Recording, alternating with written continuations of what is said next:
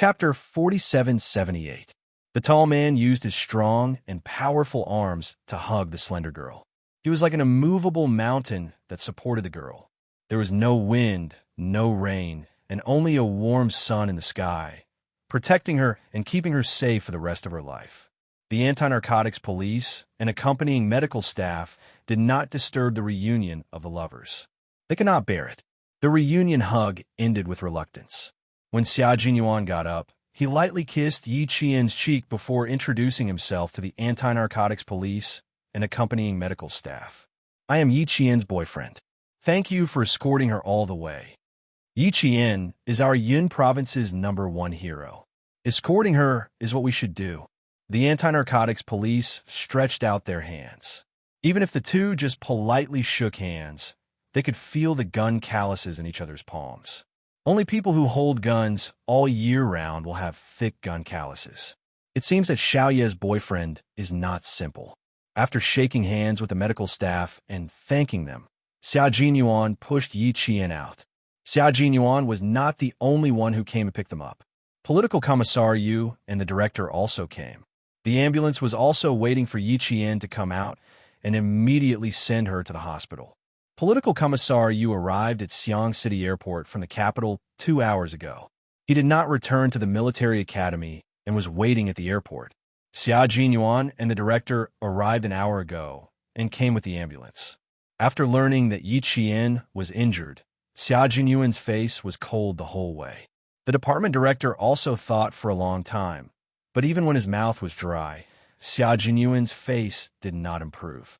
The department director, who knew Xia Jinyuan's temperament, wanted to point at his nose and scold him.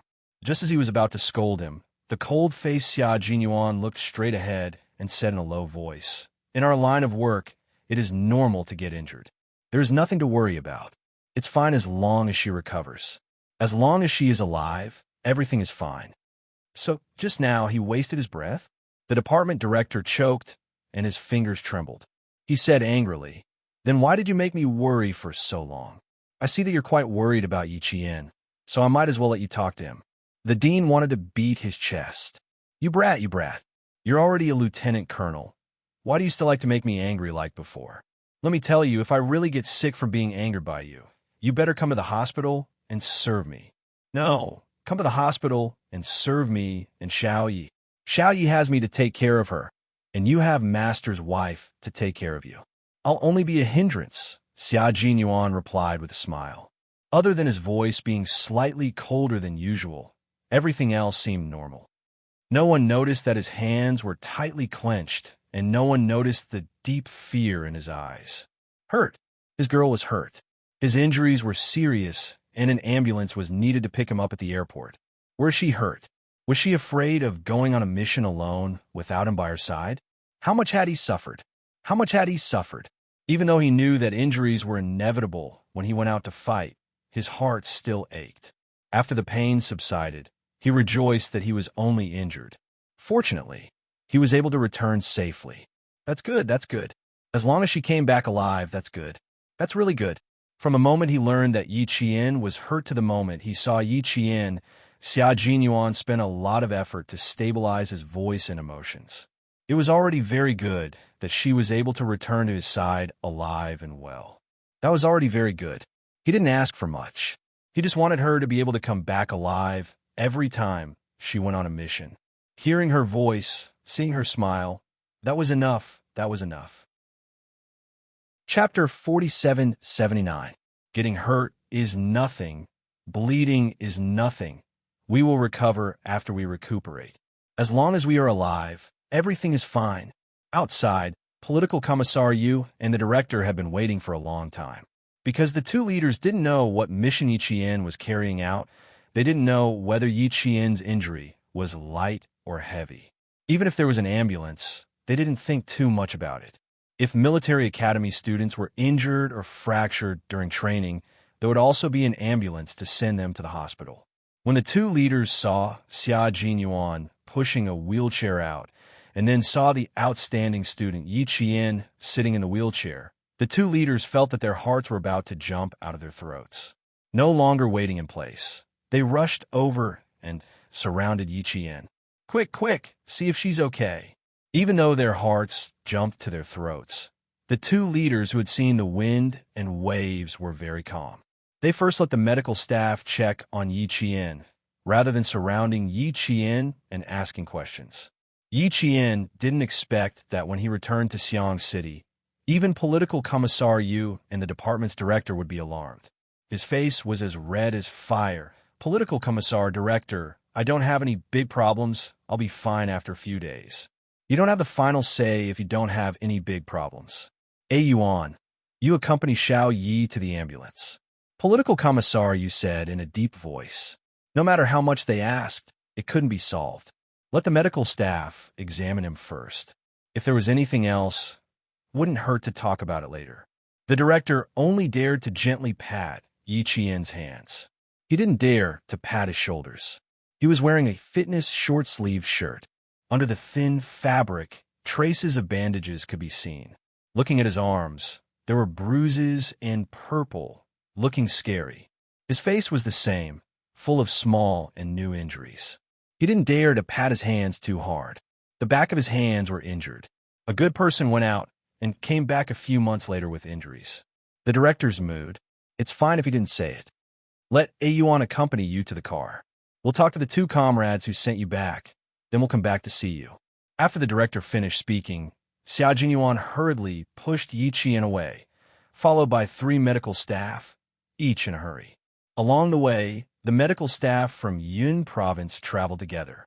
When the medical records were handed over to the medical staff of Xiang City, there was a gunshot in the shoulder. It was already inflamed before the operation. There were 2 branches in the back. It was also inflamed before the operation. His ribs were broken. The patient insisted on local anesthesia and did not use painkiller for the time being, so there was only disinfection in the drip prescription and no painkillers. Following the medical staff's instructions, Xia Jinyuan gripped the wheelchair armrest so tightly that the veins on the back of his hands bulged and his knuckles turned white. Xiang City's doctors flipped through Yi Qian's medical records and found that there was no painkiller in the medicine. Therefore, they raised a question.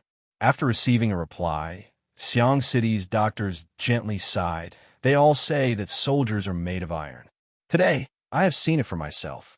That's right. Even Professor Liang, the chief surgeon in our hospital, was shocked by the patient's request. Towards the end, he relied on his willpower to survive. He's so young, but his willpower is so tenacious. It's really admirable. Xia Jinyuan listened attentively. Even without the explanation of the medical staff from Yun province, he understood why they did not use painkillers and did not choose general anesthesia. Because his silly girl was afraid that she would go back on her words, afraid that he would wait too long and rush back. "Don't worry, I'm fine." The back of his hand, with prominent knuckles, was covered by something soft. She patted the back of his hand and said with a happy voice with a light smile, "The doctor said that with our physical fitness, while others take 10 days to get better, we only take 8 or 9 days. We'll recover very quickly." There were medical staff carefully accompanying you all the way, and there was also the careful care of the flight attendants. The wound did not split open and did not bleed. It's all very good. Chapter 4780. Captain Xia certainly wouldn't believe her if she said it was too good. Yi Qian blinked her eyes, her voice gradually becoming smaller. "It's just a little painful." Xia Jinyuan, who was reluctant to scold her, was even more reluctant now. He acted coquettishly towards her, hating that he couldn't dig out his heart and put it in her hands. "My silly girl." All his heartache turned into a sigh. "Painful? How could it not be painful? Next, you have to be obedient. Whatever the doctor says, you have to comply. Where you feel uncomfortable, where it hurts, you have to immediately tell me. Don't force yourself. Now, we'll go to the hospital first and let the doctor do a detailed examination." His gentle and deep voice made a nurse who was accompanying him blush slightly when she heard it. Yi Qian naturally listened obediently. If she didn't listen obediently, she was worried that Captain Xia, who rarely gets angry with her, would get angry. After the medical staff finished explaining, Political Commissar Yu, the director, and the escorting anti-narcotics police were almost done talking. Seeing that Yi Qian had already boarded the ambulance, the anti-narcotics police smiled and said, "We'll catch tomorrow morning's early flight back to Yun province, so we won't disturb you in the city. Although we really want to attend Xiao Ye's graduation ceremony, we have a lot of things on hand. We can only regretfully miss it. I'll go over and say hello to Xiao Yi. Next, I'll have to trouble your school." Yi Qian knew that the anti-narcotics police who sent her back to Xiang City would catch tomorrow morning's flight. Because Yi Qian needed to be sent to the hospital, the anti-narcotics police only said a few words and ended the call. When the ambulance door closed, Xia Jinyuan saw the anti-narcotics police who fought on the front line give a military salute. Yi Qian, who was talking to the doctor, didn't see it, but he saw it. On behalf of Yi Qian, he returned the military salute. After arriving at Xiang City, Yi Qian didn't need to worry about anything. Everything was handled by Xia Jinyuan. The hospital's examination results were very good. The wound didn't bleed or split open. Yi Qian saw that her lover, who had been accompanying her, finally relaxed. The corners of her mouth curved into a smile. Her eyes curved like the moon. "You." The gentle big palm rubbed Yi Qian's head. Yi Qian used her left hand to gently pull at the corner of his clothes. Her clear black eyes were filled with pleading. What did she ask for? Xia Jinyuan understood. She was injured like this and still wanted to return to Xiang City. First, it was because of the agreement. Second, she didn't want to miss the graduation ceremony. Tomorrow. But she and her 4-year comrade-in-arms had to part ways. She hadn't come to school for the whole semester. If she didn't go to the graduation ceremony, then it really couldn't be justified. When the doctor heard this, his expression changed several degrees. The political commissar and director who were waiting outside were very happy at first. It was great news that their wounds were fine after a bumpy journey. When Xia Jinyuan informed the two leaders on behalf of Yi Qian that Yi Qian would be attending the graduation ceremony the next day, the two leaders shouted "Nonsense" in unison. When Yi Qian, who was waiting inside, heard this, his heart trembled. Once again, he felt that it was a wise decision to push Captain Xia out to inform the two leaders in advance. At this time, it all depended on her boyfriend's strength. Obviously, as her boyfriend, Xia Jinyuan was very strong. He also asked the doctor to come forward and explain to the two leaders that their faces were ashen. They resolutely disagreed with Yi Qian's departure from the hospital tomorrow. Half an hour later, Xia Jinyuan was the first to enter the hospital bed. Full of helplessness, he saw the girl who was already sleeping soundly on the bed. His helplessness disappeared. Forget it. It was rare for his little fox to be willful. He'll just let her be. After carefully understanding the situation from the hospital, the two leaders learned that Yi Qian had already fallen asleep. They didn't come to disturb her again. They urged Xia Jinyuan to take good care of her and told him that if he didn't take good care of her, he could ask the caregiver to help. Chapter 4781. How could Xia Jinyuan rely on someone else to take care of his lover? Naturally, he expressed that he could do it alone without any difficulty. Yi Qian, who had endured all the way back to Xiang City, finally fell asleep with the help of painkillers. She was injured all over and couldn't lie down to sleep. The bed was tilted 45 degrees, so she could only sleep slightly on her side.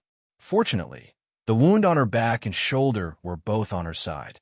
Although her ribs were broken, she could still sleep slightly on her side. She was just not used to it. Worried that Yi Qian would press on her wound when she slept, Xia Jinyuan didn't sleep. He sat by the bed and gazed tenderly at the sleeping person. He silently described her beautiful face, and his empty heart was finally filled. Her voice and smile had long scattered all his panic, fear, and he obtained unprecedented satisfaction. His slender fingers gently caressed her picturesque face, flowed past the tip of her nose, and then slowly caressed her cheeks. His fingertips brushed those fine and uneven new wounds, and his unfathomable black eyes were full of heartache. His hands supported himself on the bed, and his body slowly leaned forward. His thin lips were close to Yi Qian's, and he kissed her soft lips. He closed his eyes and stuck close to her for a long time without leaving. Little fox, in the past 5 months, how much bitterness and suffering did you suffer? From going to the province to coming back, you fought undercover across borders. In the bed, the young and elegant lieutenant colonel was full of tenderness as he accompanied the injured girl. No one came to disturb them, and no one moved. In this world, there were only the two of them. One peacefully slept, and the other peacefully accompanied. This was eternal. In the car, political commissar Yu, who was slightly tired, pressed on his throbbing temples and spoke slowly to the department head who was in the same car. Little Yi is seriously injured. It's obvious that he didn't get injured during training. It's normal. A good student went out on a business trip for nearly 5 months and came back all injured. I'm afraid it was not convenient for the military to tell our school in detail. Xiao Yi is very outstanding. The military chose her early. Several military commanders who have seen Xiao Yi hoped that Xiao Yi could go after graduation. Our school didn't need to show up, and the military blocked them one by one. Now that I see Xiao Yi covered in injuries, old Yu, I suspect that Xiao Yi has realized her wish ahead of time. The director's sigh made political commissar Yu frown. You mean they have already entered? What else? How do you explain your injuries? Political commissar Yu, who was no longer massaging his temples, furrowed his eyebrows and muttered to himself for a while. Then he nodded. Your suspicions are correct. I'm afraid that he has already entered. Good seedlings will shine wherever they go. Now that their dreams have been realized, they will be like fish in water. The director smiled bitterly and shook his head. A good seedling will shine wherever she goes, but the path she chose is too dangerous. It's really worrying. Political commissar, you said, wherever the sword points, the soldiers will follow. We respect her choice. The path of the military has always been difficult, and Xiao Yi herself is already very outstanding. Now that she has taken the most difficult path, the outstanding qualities of the current generation of soldiers shine brightly on her. I support her and hope that she will have greater achievements in the future and use her abilities to serve the motherland. Only then will she live up to her military uniform.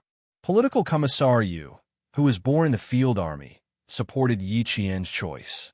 He believed that soldiers had to be well trained in order to truly shine. If they wanted to live an easy life, the army would not welcome them. After a short pause, political commissar Yu seemed to have discovered something. His face suddenly became very serious. This is not right. Chapter 4782. Political commissar Yu's expression was so serious that it shocked the director. The director straightened his back, and his expression also became serious. What's wrong? There's something wrong with their relationship. Political commissar Yu said seriously. There's a problem, something fishy. It was a false alarm. He thought there was something wrong with Xiao Ye's injury and hid them with the doctor. The director took a deep breath and smiled. What's wrong? It's quite appropriate for a senior to take care of a junior. He only found out now? Too late, too late. That brat A Yuan had already cheated Xiao Yi. If he didn't know A Yuan's temperament, as the director, he would definitely jump out and tell Xiao Yi to stay away from this person. A senior to take care of a junior. It's just right. Political commissar Yu, who finally reacted, smelled something unusual.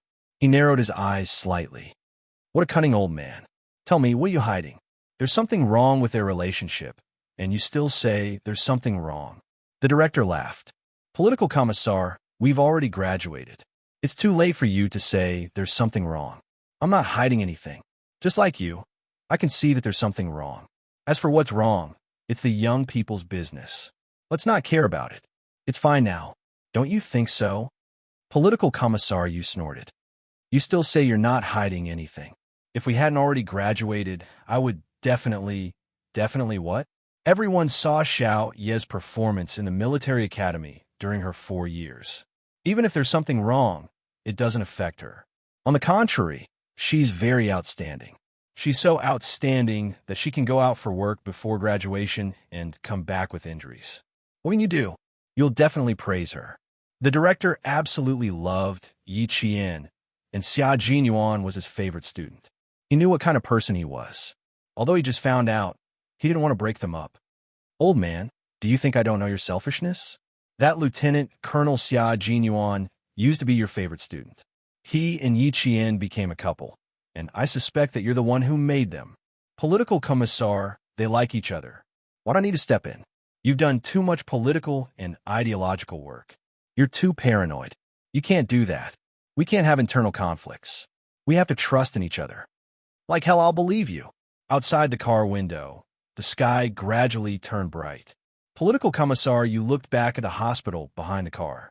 After a long time, he shook his head and laughed. What must have happened to him? Yes, he would definitely praise Yi Qian. She also has good taste, but, sigh, she found a boyfriend too early. He still wanted to introduce her to someone after graduation. In the end, someone had struck first and gained the upper hand. Fortunately, the person he fancied wasn't bad, and was also from the same sect. So be it, why should he be the bad guy? With Yi Qian's previous performance as a foundation, political commissar, you magnanimously let the two of them off the hook. He was also very concerned about Yi Qian's future arrangements. He said to the department head, I heard that little Ye's class hasn't taken their graduation photos yet. This is so that we won't be short of anyone when Lil Yi comes back. That's right. Their class has always been united, and their camaraderie is also deep. After the morning exercise, go to their class and remind them not to rush over one by one when they see Xiao Yi return to school. Don't risk their lives. If the doctor hadn't nodded and said to take care of them carefully and not make any big movements, and that they could still attend the graduation ceremony, he definitely wouldn't have agreed. At the mention of Yi Qian's class, the department head smile deepened. Okay, I'll inform them. Let them know early that little Yi is coming back to school today, and let the students who have been waiting for a few months be happy. Chapter 4783. When they talked about Yi Qian and the commanding students, political commissar Yu, who was tired after staying up all night, became interested. Why are you still worried? Political commissar, you didn't walk around the school often. Other than going on business trips, he also had to go to the army sometimes. Therefore, he didn't know as much about the movements of the students as the dean, who spent most of his time in the school. Among colleagues, even after they got familiar with the work, they would still chat about their daily lives and wouldn't seem distant. The dean rubbed his head and looked helpless, but he was actually very happy. I was questioned by the students in their class until I had a few strands of white hair, especially that student called Su-1. I saw her a few times and quickly avoided her. Political commissar Yu was happy and even slapped his thigh. Soldiers, even political commissar, were heroic. This is a good thing. It means that Xiao Yi is very popular in the class. Not just because she is popular, but also because of the cohesion of the class. None of the teachers who taught her were dissatisfied. They all kept praising her. Sigh, such a good seedling can't stay in the school. What a loss. I won't force her. Now she has made a good choice. You don't sigh. I haven't chased you yet, but you didn't stop the students from dating. You even looked happy. Ha ha ha. Old you. Don't you think they're a good match? A talented man and a beautiful woman. A match made in heaven. Political commissar, you also laughed. What he said was true. They were indeed a good match. It was pleasing to the eye. It even gave people a feeling of, it should be like this. Therefore, he didn't feel strange at all at that time. There were too many bachelors in the military school. They had to worry about finding a girlfriend after graduation. With Xiao Ye's appearance, character, and knowledge, she had attracted the hearts of many male students. Now, they didn't even have the chance to get close to her. Instead, she was kidnapped by a senior who was several years older than them. TSK, those male students who secretly wanted to pursue Yi Qian after graduation, cried to their heart's content. Graduation itself was sad. It was a good opportunity to cry. Recognizing reality in advance was good for physical and mental development. He was indeed a political commissar. Even when he was heartbroken, he could be promoted to political ideology director. At 5 o'clock in the morning, the military school horn sounded, and a new day of training began for all students. The fourth-year students also had their last training in the school. The horn sounded, and all the fourth-year students gathered at the fastest speed. To the front and back. At ease, stand at attention. The sun had yet to rise, but the entire training ground of the National University of Science and Technology was already in full swing. The students in Yi Qian's class started to warm up. They started by running 3 kilometers around the field. The temperature in the morning was just right, and there was a slight breeze blowing. Su Wen and He Jing ran at an even speed, and when they passed by a few male students who slowed down, they stopped them. The two of them slowed down and quietly listened to the male student's question. The question made the two of them even more depressed. The lively Su Wen was extremely abnormal today. She pursed her lips and did not answer. He Jing lowered her eyes and answered the male students in a low voice. We haven't received any news either. We haven't arrived yet. I'm afraid we won't be participating. Then the only person missing from our graduation photo is Yi Qian. The male students' moods instantly dropped. They had all been waiting for Yi Qian to return. They had even postponed the graduation photos they should have taken long ago. They just didn't want Yi Qian to be missing from the only photo of all their comrades. They had been waiting and hoping. However, as the graduation ceremony was monitored, there was still no news of Yi Qian, who had left the campus. The sense of disappointment grew. At today's graduation ceremony, if Yi Qian still didn't show up, she would be the only one missing from the class photo. Chapter 4784. Besides looking forward to Yi Qian's return, some of the male students had other thoughts. Their dormitory mates would know more or less. Seeing several male students running with He Jing and Su Wen, Wei Jiaming ran to Lu Yang and whispered, "Go and listen to what He Jing is saying. We've graduated. If you don't tell her now, you won't have a chance to tell her in the future. There are more bachelors in the army than in our school. Do you plan to keep it a secret for the rest of your life?" Lu Yang, a male student who had been saved by Yi Qian from several gangsters, fell in love with him in a short time. He had been secretly in love with him for 4 years. In addition to him, several other male students had other thoughts. In the past, they had thought that Song Jiqiu also liked Yi Jian. Once, Wei Jiaming, Ge Jinglin, and the others, who were in the know, had even persuaded Lu Yang to marry Song Jiqiu. They all believed that Lu Yang was hopeless and Yi Jian would definitely choose Song Jiqiu. What surprised the male students was that Song Jiqiu liked Su Wen. The news was really exciting. The male students who had failed to fall in love with Song Jiqiu became active again. Unexpectedly, they had other thoughts. However, the girl hadn't come to school for a whole semester and even missed the exam. Lu Yang was gentle and had a good family background. Wei Jiaming asked Lu Yang to listen to the news quickly so that he could make the first move. Lu Yang, who had been timid before, was bold now. After hearing what Wei Jiaming said, he said, "Thank you, brother.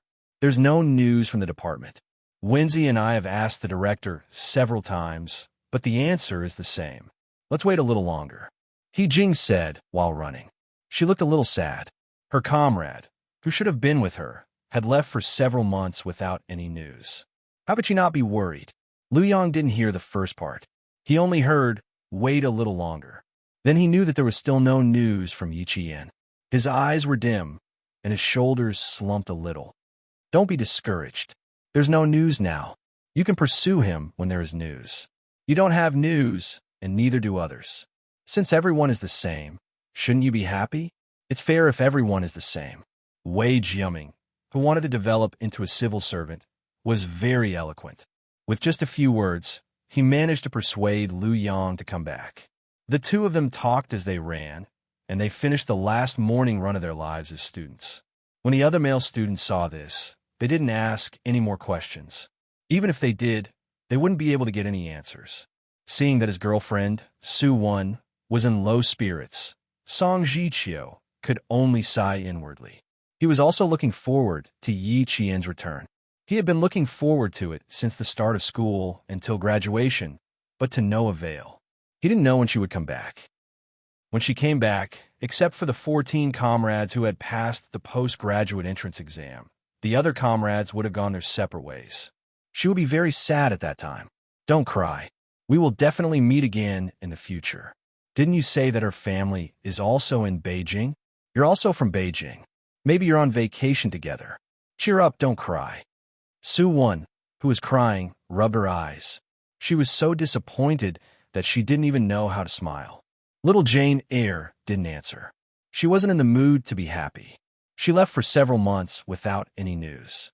We didn't even have a chance to see her in school, let alone after graduation. Speaking of this, Song Jichio's mood became even worse. She didn't even have a chance to see her in school, let alone after graduation. After the morning exercise, the drill master didn't immediately ask the students of the command class where Yi Qian was to leave. According to past experiences, it was definitely not a good thing if they couldn't leave after the training. Chapter 4785. Although Su Wen, He Jing, and the other students were in low spirits, they still held their heads high and kept in mind that they were soldiers who could not bend at any time. Being scolded by the instructor on the last day of training was also a memento of their graduation. They lined up neatly. The students in the front row suddenly saw the dean walking towards their class, especially the smiling dean. Su Wen, who was at the front, seemed to have thought of something and her eyes lit up. If not for the fact that discipline did not allow her to do so, she would have touched He Jing's arm and voiced her guess. She was not the only one whose eyes lit up. Seeing the smiling dean, the eyes of all the students in the class lit up as well. Everyone's eyes lit up like lanterns. You all know what I want to say just by looking? The smiling dean stood in front of the class, his words igniting the enthusiasm of all the students in the class. What low spirits! What melancholy! Get lost! Only happiness! Happiness! Happiness! Ha ha! Yi Qian is back. He's back for the graduation ceremony. Ha ha ha! Happiness! The entire class was in an uproar. Their happiness made the other fourth-year students look up. The military academy had strict discipline. Even if they wanted to ask what had happened, they could not just run over. They could only ask when they saw the dean. Thus, the news that the command-type student Yi Qian would be back for the graduation ceremony after missing an entire semester spread like wildfire after breakfast. Yi Qian was a popular figure in the academy. Missing a week, 2 weeks, or even a month was not a big deal. He was in his fourth year and had more opportunities to go out on official business, so it was normal. However, missing an entire semester, even the students who did not care about Yi Qian would hear about Yi Qian from the other students in the class who were paying attention to Yi Qian. The official news was that Yi Qian's company internship had been brought forward and that he would be there for the entire semester. Who would believe that? The good thing about the military academy was that it was very difficult for rumors to spread. Once the source was found, it would be recorded in the records for light cases or even directly expelled from the academy. Thus, even if Yi Qian missed an entire semester, there were no bad rumors. Now that Yi Qian was back, the students who wanted to take photos with Yi Qian were happy. The graduation ceremony started at 9 a.m. It was 7 a.m. now, which meant that they would see Yi Qian in an hour. Is Yi Qian the graduation representative? Yes, there's always been. We left a spot for her. She's definitely the most outstanding student of our batch. Ha ha ha, are you jealous? Go away. Who would be jealous of something that everyone can see? If she wasn't there, I would definitely be jealous. It's a pity that she didn't take the postgraduate entrance exam. She wanted to take the postgraduate entrance exam before studying for her doctorate. After that, she would have a higher military rank and more opportunities. Even if she doesn't study for her doctorate, she won't need to go through the internship period and will be given a military rank directly. Military Academy cadets were not awarded their military ranks on the day they graduated. Instead, there was an internship period after they were assigned to the company.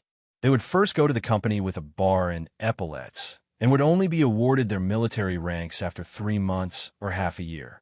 When outstanding students graduated, even if they were awarded the rank of lieutenant, they would still have an internship period. Yi Jian had been an outstanding student in every semester during his 4 years in the military academy. During his time in school, he had also been awarded a third-class merit, which could be used as a reference for his graduation military rank. At 7 a.m., the military leaders arrived at the academy. They first introduced the outstanding students, with Yi Qian as the focus. Major General Yang knew Yi Qian better than the school leaders. Yi Qian's medals were in his briefcase, 2 third-class and 2 second-class. This meant that Yi Qian had received 3 third-class and 2 second-class awards as a student. This was something that even Xia Jinyuan had not achieved when he was a student. Chapter 4786. Yi Qian's performance as a student was outstanding, and he made several military exploits. After discussion, the military has decided to make an exception and confer Yi Qian the rank of captain on the day of the graduation ceremony. In the conference room, Major General Yang, who represented the military to attend the graduation ceremony, explained his intentions. This was a decision made at the last-minute meeting held by the military last night.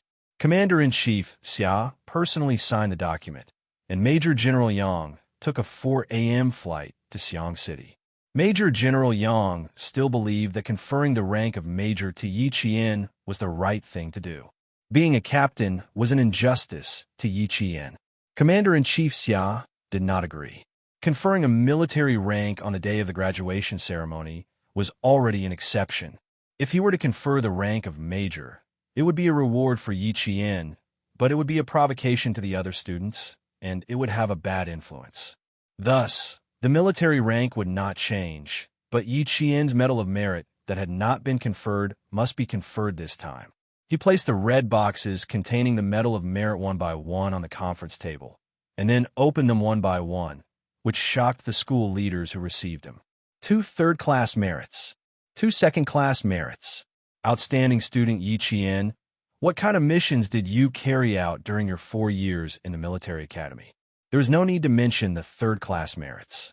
Yi Qian actually had a second-class merit. How difficult was it to get a second-class merit? To give a simple example, if you carried out a mission or protected the safety of people's property, and your body was stabbed several times and you almost died, you might get a second-class merit. Or, if you needed to bring glory to the country, you might get a second-class merit if you crushed the opponent of another country. In other words, Yi Qian's life was hanging by a thread at least twice, and he narrowly escaped death. The school leaders' foreheads were slightly sweaty. As a leader, they actually did not know what student Yi Qian did. It was simply a dereliction of duty. Major General Yang's actions shocked the school leaders, and Yi Qian, who had a good sleep for a few hours, returned to school refreshed. During the ward rounds, the doctor repeatedly reminded them that he would personally supervise and send Yi Qian to the car. Before the car drove off, he reminded Xia Jinyuan of what to pay attention to before waving his hand to let them go. Yi Qian was a little agitated.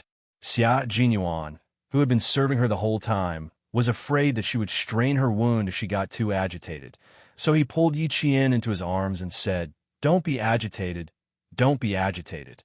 I can understand how you feel, but the situation doesn't allow you to be too agitated. If the wound tightens, I have no doubt that the doctor will threaten me with a scalpel. There's also the department head. I'm afraid he'll fight me to the death. At least take care of your boyfriend's safety. Don't get agitated." He spoke in a low voice so that the taxi driver could not hear him. Yi Qian, who was in his arms, smiled so brightly that his eyes sparkled like stars. Don't worry. For your safety, I will definitely take good care of myself." It wasn't easy for her to come back to the country and attend the graduation ceremony. She didn't want to be ordered to lie back in bed and be reprimanded. After getting injured, she became as obedient as before. Xia Jinyuan, who was full of tenderness, avoided the gunshot wound on her shoulder with his arms and hugged her a little tighter. He lowered his head and kissed her ear. "Don't say too much." "Huh?" Yi Qian was puzzled. She looked up at him with a face full of question marks. Yi Qian, who had been undercover for nearly 5 months, was very thin. Her face was originally the size of a palm, but it was very delicate and beautiful. Her eyes were bright and elegant. Now that she was so thin that even her bones were weak, her eyes looked even bigger, like those of a fawn. Looking at her eyes could melt one's heart into a puddle of water. The small wounds on her face did not affect her beauty. Instead, they made her look more delicate and delicate. She also had a pair of eyes that could melt one's heart into a puddle of water. Xia Jinyuan's breath hitched, and his Adam's apple bobbed a few times. Chapter 4787. Her palm-sized face used to have a bit of baby fat, but now that she had slimmed down, the baby fat was gone. Her delicate facial features had become extremely delicate, and her every frown and smile had the bright charm of a girl. Although her face was pale due to excessive blood loss, this paleness made her look even more beautiful than a flower. Even without makeup, she was already beautiful enough to topple cities. Xia Jinyuan was a normal man, although he didn't care about appearances, who didn't like beautiful things. His heart rippled when he saw Yi Qian smile, but his heart ached when he saw the wounds on her face. Soldiers with experience fighting in the jungle could tell at a glance how she had been injured. His little fox had done a very amazing thing. Without his help, without his accompaniment, she was already able to go deep in a battle by herself. The little fox that he had grown up with had become a qualified Special Forces soldier. She had completely walked to his side, and he only needed to lift his eyes to see her from a distance. Suppressing the pain in his heart, Xia Jinyuan lowered his eyes and looked at Yi Qian with his dark eyes. His thin lips curved slightly. There are only 2 words. Think about it carefully. Lieutenant Colonel Xia tried to hold himself back, but he couldn't. After he finished speaking, he followed his heart and lowered his head to kiss Yi Qian on the lips. It felt wonderful. As expected, one couldn't go against one's heart. One had to follow one's heart. Yi Qian did not expect that he would suddenly kiss her in the car. Her pale face instantly blushed. She was so beautiful that even the blooming flowers paled in comparison. Just think about it. Why are you being so touchy? I wanted to be touchy, but I didn't have the chance. Xia Jinyuan was very tactful. But I can't take advantage of someone when they're down. I'm worse than a beast. Sigh. The self-control he was so proud of was no different from tofu dregs in front of her. A light touch, and everything would collapse. After a few months of undercover work, Yi Qian realized that his shamelessness had deteriorated. He was momentarily stumped and did not know what to say. In the car, Xia Jinyuan did not dare to be too presumptuous. In addition, Yi Qian was injured, so Xia Jinyuan naturally knew when to stop. When he saw his girlfriend glaring at him, he immediately became obedient. Okay. I won't say anything. Think carefully about which 2 words are missing. I forgot what I said before. You said that you would take good care of yourself. That's it. Yi Qian, whose face was still red, blinked, then blinked again. Under his gentle and smiling gaze, Yi Qian quickly realized what he had missed out. What do you mean by saying less? You were the one who wanted me to say it, and you even took the opportunity to take advantage of me. Even so, Yi Qian still did as he wished. Hearing the 2 words he wanted to hear the most, Xia Jinyuan, who was approaching slowly with a smile on his handsome face, lowered his head again and succeeded in stealing another kiss. Good boy. I'll give you a reward. Yi Qian raised his left hand and secretly pinched Xia Jinyuan's waist. In return, Xia Jinyuan laughed heartily. Fortunately, the taxi driver had seen much of the world and remained calm. He didn't even turn his head as he drove his car steadily.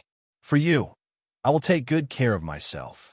Without saying for you, the narrow-minded Lieutenant Colonel Xia was finally satisfied. Soon, they arrived at the University of Science and Technology of China. The scenery along the way became more and more familiar. Bits and pieces of memories from the 4 years in the military academy flooded into his mind. For years ago, he had accompanied her to the school gate when he was not her lover. For years later, he had accompanied her to the school gate when he was already her lover. Yi Jian looked at the familiar school gate and looked up at Xia Jinyuan with a bright smile. Chapter 4788.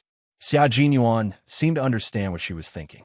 He stroked her hair, and the tenderness in his eyes enveloped Yi Qian like a net. He said, I'll always be with you. I'll always be with you. I'll never leave you. Today's weather was good. The sky was blue and cloudless. The moment Yi Qian got out of the car, she felt as if she was on solid ground. The soldiers standing guard at the entrance recognized Yi Qian and was shocked to see her in a wheelchair. After checking her ID, he asked with concern, Are you okay? He was afraid that asking too many questions would make Yi Qian uncomfortable, so he expressed his concern with the simplest sentence. Thank you. I'm fine. I just need to rest for a while. Yi Qian's reply made the soldier's stern face relax. That's good, that's good. Welcome back to school, Yi Qian. Then, with a solemn expression, he saluted Yi Qian, who was sitting in a wheelchair. She was being pushed by a lieutenant colonel. There must be a reason for her injury. Yi Qian was stunned at first, but then she smiled and saluted back. Upon entering the familiar campus, Yi Qian saw the figures of the students coming and going. They were all freshmen, sophomores, and juniors. The seniors had already lined up and were heading to the auditorium. Many freshmen, sophomores, and juniors were no strangers to the famous person in school, Yi Qian. But all the juniors who passed by Yi Qian stopped and watched their senior, Yi Qian, leave. They did not disturb her. It was not that they did not care. The concern in their eyes had long overshadowed the shock. They did not discuss it too much. It was as if they all knew why their senior was injured. Actually, they did not know. However, their senior sister was being pushed by a young lieutenant colonel in a wheelchair. It was obvious that their senior sister was seriously injured.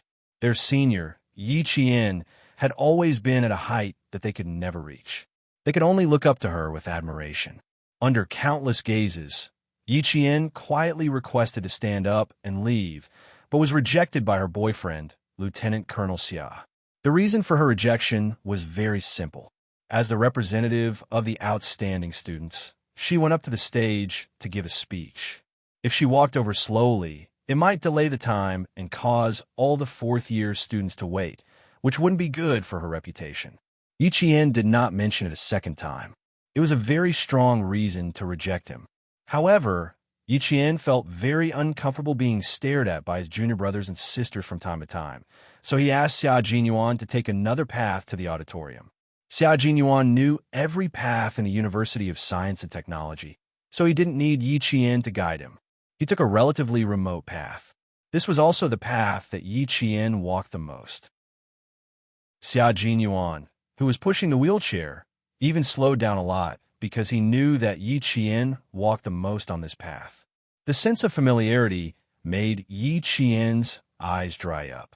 She focused on her alma mater, which had taught her everything, and her vision gradually blurred. Soon, she would leave her alma mater. Soon, she and her comrades would go their separate ways. She didn't know when they would meet again. Soon, she would change into a student's epaulette. Soon, she would completely separate herself from her life as a student. She thought it would be very, very slow, but today she realized that 4 years really passed very quickly. It was time to say goodbye, take care, and contact each other more. If you have time in the future, come back often to visit our shared alma mater. We'll come back together. Xia Jinyuan, who had also experienced graduation, could understand his girlfriend's feelings. Parting was sad, but no one could be truly happy at the moment of parting. Chapter 4789. Yi Qian nodded gently. Her gaze lingered on the campus as if she wanted to carve every scenery, even a small stone, into her heart. She could hear the voices of her junior brothers and sisters training. Their voices were loud and full of energy. There were once young and inexperienced people who had been tempered on this campus. When she looked back, it was already a memory. For years later, each and every one of them had returned to their homeland. She used to stand on the campus and watch her senior brothers and sisters leave. Now, it was finally her turn. There was once when I came out of the lab and left my ID in the lab. I saw the pickets coming from afar and realized that I had forgotten to bring my ID. I immediately hugged this tree and jumped up like a monkey to escape. At that time, there were some sophomores who stood under the tree in a daze for a long time. When the pickets were over, I came down from the tree and saw my senior brothers trying to hold back their laughter. For a long time, I avoided them. It was very embarrassing. This is the place where I, Su won, and he, Jing, came the most. After eating, we would take a walk and discuss our projects. I rarely come here in the summer because there are too few trees. In the winter, I like it because I can bask in the sun.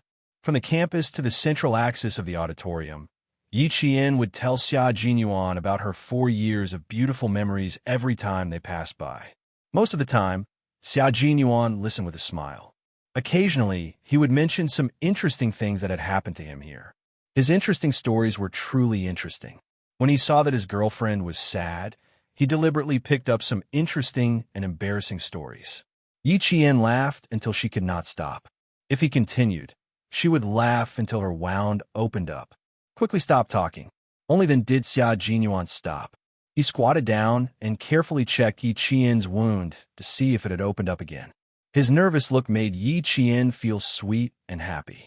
She was exceptionally satisfied. I have an idea. How can a casual smile open up a wound? Even a porcelain doll is not so fragile. I have to recover quickly and report to the team as soon as possible. Thinking about how she would join the Snowfield Brigade after graduation, the sadness of the graduation season faded a lot. Right now, you are no different from a porcelain doll in my eyes. After confirming that there was no problem with the wound, Xia Jinyuan breathed a sigh of relief. His heart, which had tightened because of her words, also slowly relaxed. If you want to report to the team as soon as possible, you must always be careful. Her seemingly indifferent tone made Yi Qian feel reluctant. Although her boyfriend was very happy that she was nervous, she also knew that her injury had frightened him. Yi Qian turned her head, raised her eyebrows, and smiled. Captain Xia, I'll definitely work very hard to not let myself get hurt in the future. I'll work very, very hard to not let my man worry. I'll work very, very hard to take care of myself. For Captain Xia, who loves me, I'll work very, very hard to take care of myself. He shook his head as he spoke. When he saw Xia Jinyuan, he was both happy and in love with her. The Major General also told him to observe her carefully to see if she had any psychological trauma. After all, it was her first time fighting alone, and she was going to a dangerous place.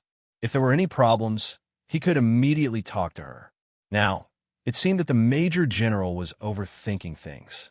He did not see any psychological trauma, but there was a 15-year-old girl. That's right. Remember what you said just now.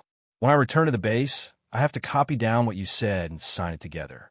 If you don't do it, you will be punished. Huh, good idea. Yi Qian nodded in agreement. Okay, sign and sign.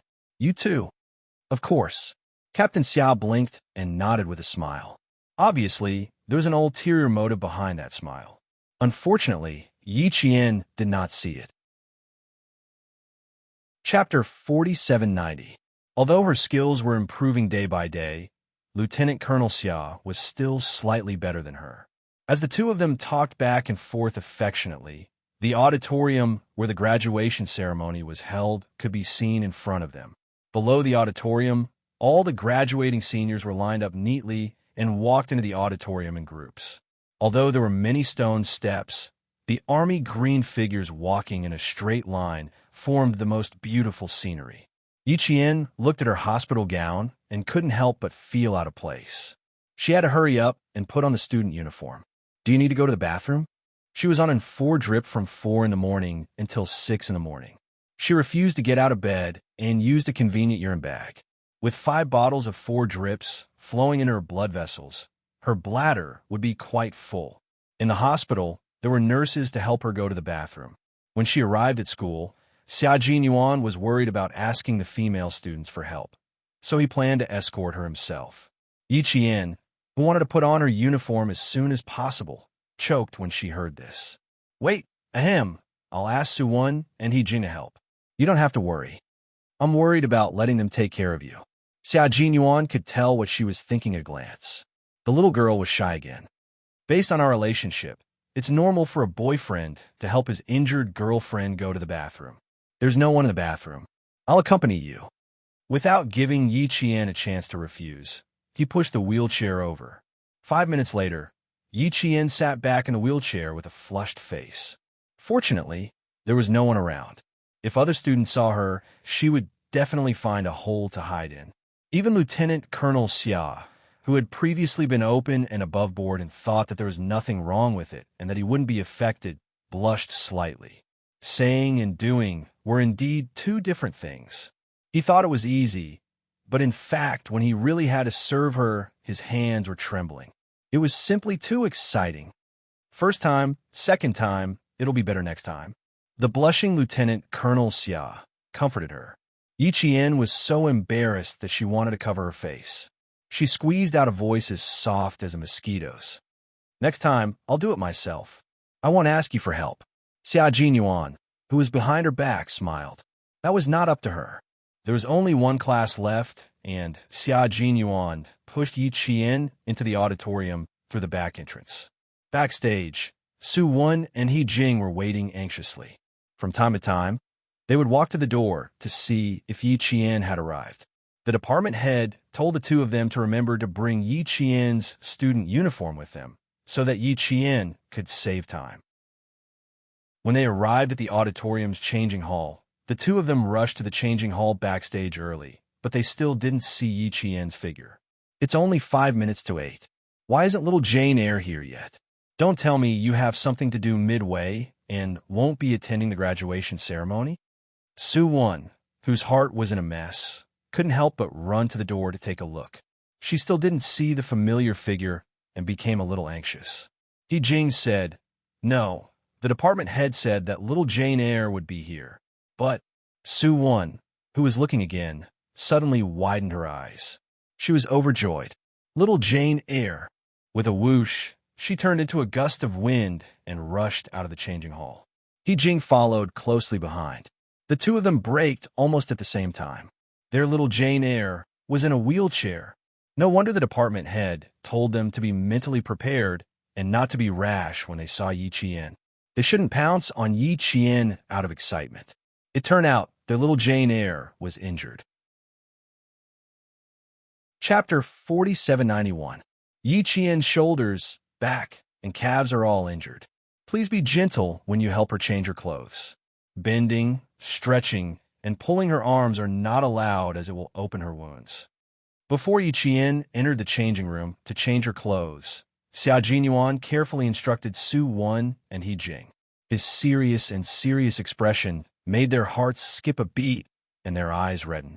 When they helped Yi Qian take off her hospital gown, they saw that her limbs, waist, chest, and shoulders were all wrapped in white bandages.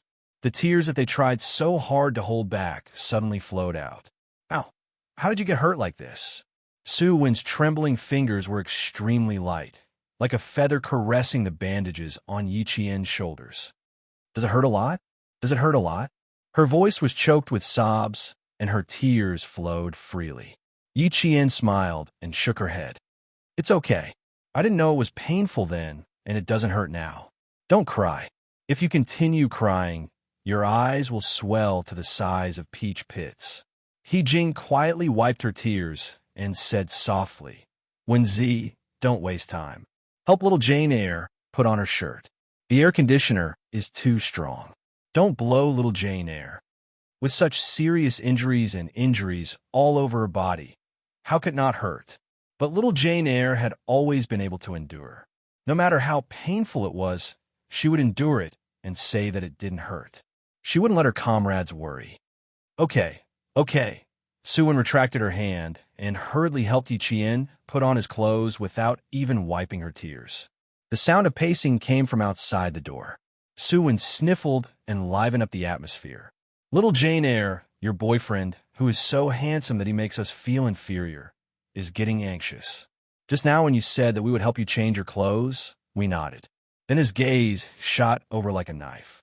I almost surrendered and let him do it. I stole his job. Is he very angry now? What a narrow-minded guy. What do you mean by narrow-minded? He's just worried that we'll be clumsy and hurt Jane Eyre. He Jing secretly glared at Su Wen. Did she know how to talk? Those who didn't know would think that Jane Eyre's boyfriend was really petty. Su Wen stuck out her tongue, and He Jing rolled her eyes. Yi Qian pursed his lips and said somewhat embarrassedly, Don't take it to heart. He doesn't even trust the nurses. He even wants to do the for himself. Fortunately, I have Song Jiqiu with me. Otherwise, I would be so upset after hearing what you said. Little sister, you sit at the bow of the boat. Big brother, I will walk on the shore, swinging on the rope. Be more reserved.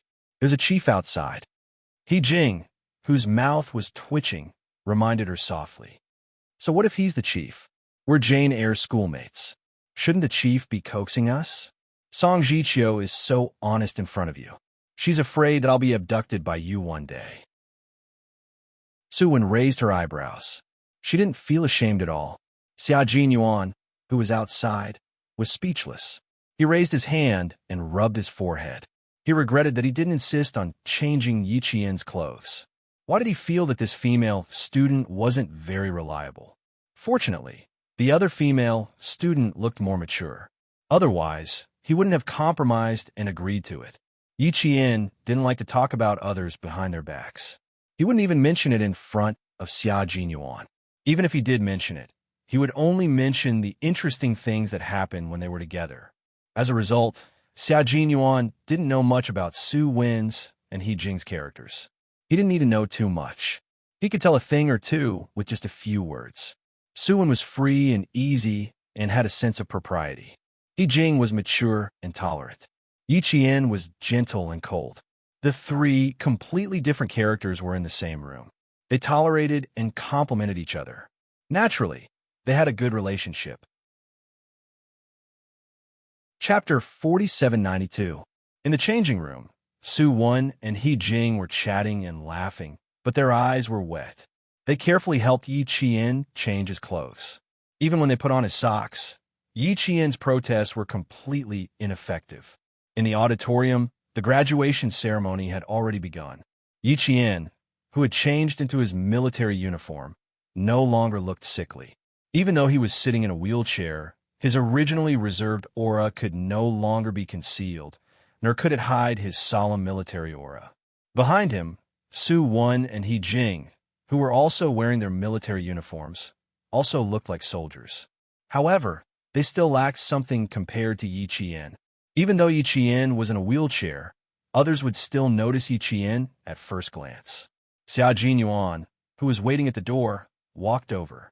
He bent down and helped Yi Qian adjust his military cap. Not bad. You look 100 times more energetic. Of course, the publicity committee has been looking for Yi Qian to take pictures of the school for publicity purposes, but little Jane Eyre has always rejected them. No one is more suitable than our little Jane Eyre to wear a military uniform. She has temperament, looks, military poise, and great abilities. This lieutenant colonel in front of me has really hit the jackpot. He was obviously praising his girlfriend, but Xia Jinyuan couldn't feel happy. What? Our little Jane Eyre? Huh, she should be his little fox.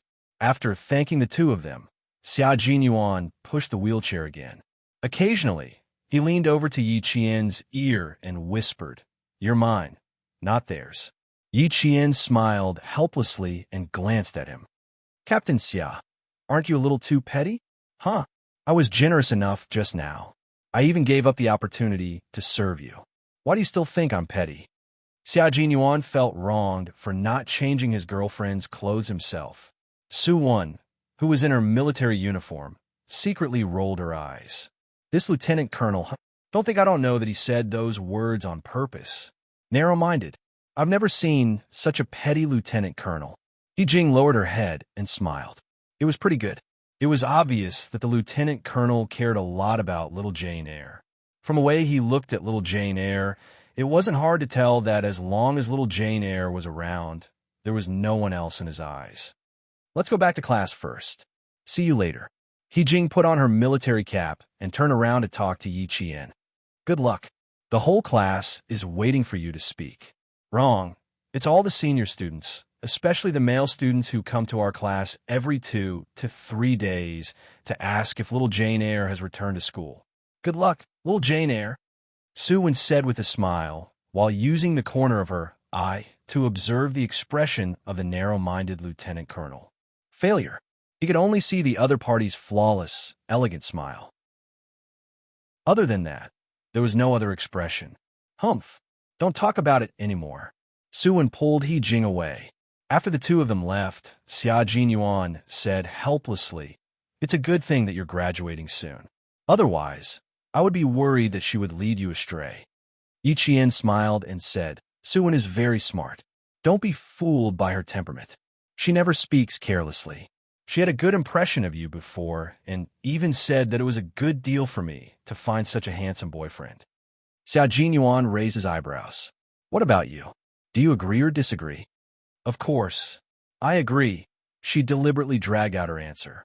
Her mischievous look made the smile on Xia Jinyuan's handsome face last for a long time. After coming out of the changing room, Xia Jinyuan pushed his wheelchair to a corner backstage where he could watch the entire graduation ceremony. As soon as the two of them appeared, an instructor immediately came over to greet them. This was Yi Qian's instructor, equivalent to the class director. When he saw Yi Qian, the instructor first looked him up and down, then gently patted Yi Qian on the shoulder and smiled. Good job. This is what a soldier should do. The school is proud of you. Chapter 4793. Yi Qian was not used to being praised. She was used to keeping a low profile and did not want to publicize it. After chatting with the instructor for a while, Yi Qian asked, I don't think the class knows about my situation, right? The instructor knew Yi Qian very well. The moment she asked, the instructor knew what she was thinking and couldn't help but laugh. It's good to keep a low profile, but you can't always keep a low profile. We won't ask how you got injured, but you definitely won't be able to hide your injury. Also, someone from the military will come and reward you with a huge surprise. Can I reject the surprise? Are you sure you can reject the military's decision? Yi Qian was silent. Of course not. As they spoke, the instructor secretly sized up the young lieutenant colonel who simply introduced himself as Xia. Xia Jinyuan, who was not afraid of being sized up, openly allowed the instructor to size him up. He was not as cautious as he usually was when their relationship was not exposed. It was time for their secret relationship to bask in the sun.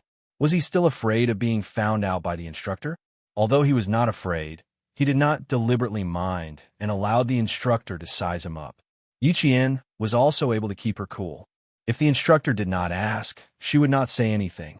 When the host of the graduation ceremony announced the outstanding student representative to come on stage to give a speech, the audience burst into thunderous applause before she even appeared. Yi Qian, who did not want to go on stage in a wheelchair, slowly got up with the help of Xia Jinyuan. Then, with the help of the instructor, she slowly walked towards the stage. Sorry to trouble you. 4 years of teacher-student relationship. This is no trouble at all. The instructor smiled and carefully helped Yi Qian out from backstage. The host, who was standing in the middle of the stage, spoke in a deep voice that spread to every corner of the large auditorium. Every word was clearly heard by the fourth-year students.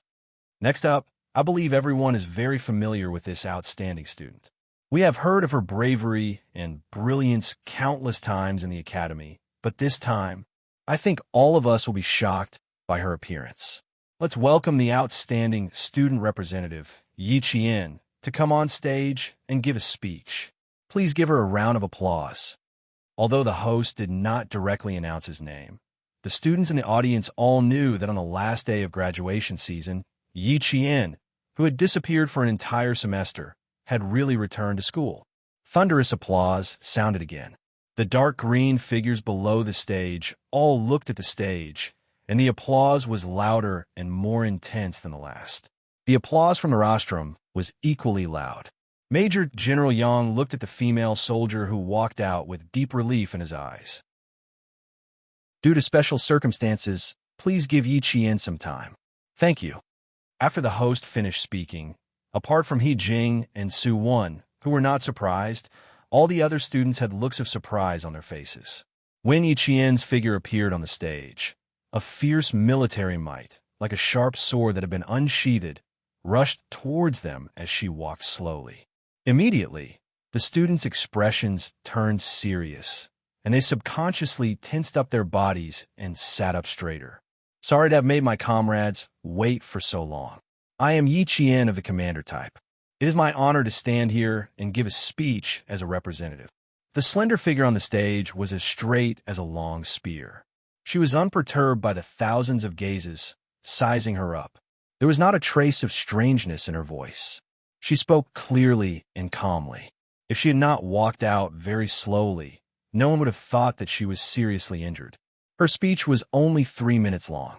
After calmly finishing her speech, Yi Qian slowly raised her right hand and saluted towards the rostrum and the audience. Amidst the applause, Yi Qian was about to turn around and leave the stage, but the host smiled and stopped Yi Qian. Major General Yang stood up from the rostrum. Chapter 4794. Yi Qian had already seen Major General Yang sitting on the rostrum backstage. Furthermore, the instructor backstage had told her that the military would give her an award. Now that she saw Major General Yang stand up, Yi Qian suddenly had the urge to flee the scene. The host was also very smart. He actually saw through Yi Qian's thoughts and joked, "Yi Qian, why do I feel like you can't wait to leave this stage?" The students sitting below the stage laughed at the cuteness of the most famous person in the academy. The host could see it, but the students could more or less see it as well. Although Yi Qian was the most famous person in the academy, she was very low-key. She was never arrogant because of her strength, so it was not strange that she, who had always kept a low profile, wanted to escape. Fortunately, this was a military academy with strict rules. In addition, it was a solemn graduation ceremony. All the students followed the rules and did not whisper to each other. Although there was laughter, it quickly stopped. The host said again, "Yi Qian, are you afraid that I'll ask you where your injuries came from? Is that why you're so anxious to leave my side? Then you're wrong today. Although I do want to know where your injuries came from, I know that even if I asked, you wouldn't tell me, right?" Yi Qian, who was still holding the microphone, smiled. "Yes, it's just a minor injury. It's not worth mentioning." Su Wan and He Jing both silently wiped the corners of their eyes. What minor injury? It was clearly a serious injury. Major General Yang had already walked over. The host immediately smiled and changed the topic naturally. "I think it's better if I hand the microphone to the chief. The rules and regulations don't allow me to continue asking. Let's welcome Major General Yang from the military to the stage." Major General Yang strode to the host amidst the orderly and rhythmic applause. The host and Yi Qian saluted at the same time to show their respect. Major General Yang took the microphone and walked to Yi Qian's side. He directly held the microphone and asked Yi Qian, "Can you hold on for another 3 minutes?" "Sir, I can keep going." Yi Qian answered firmly. Major General Yang, who had gotten the answer, turned to face all the students below the stage and said in a deep voice, "I'm sure all the students want to know why I asked Yi Qian if she could hold on for another 3 minutes. Since time is limited, I won't say much. Please look at the photo. The photo will tell all the students the reason I asked." The large screen in the middle of the stage originally showed the bright red military flag. As Major General Yang finished speaking, all the students turned their attention to the screen. Yi Qian, who also turned his head to look behind him, was stunned. "Why are there photos? When was it taken? Why didn't she know anything about it?" "Don't be nervous. This is your moment of glory, Yi Qian. The military owes you, but we will never forget the glory that belongs to you."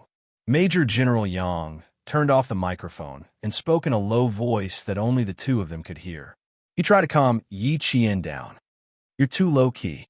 The following commendations need to start with a start. Stand firm, Yi Qian, and accept the glory that belongs to you."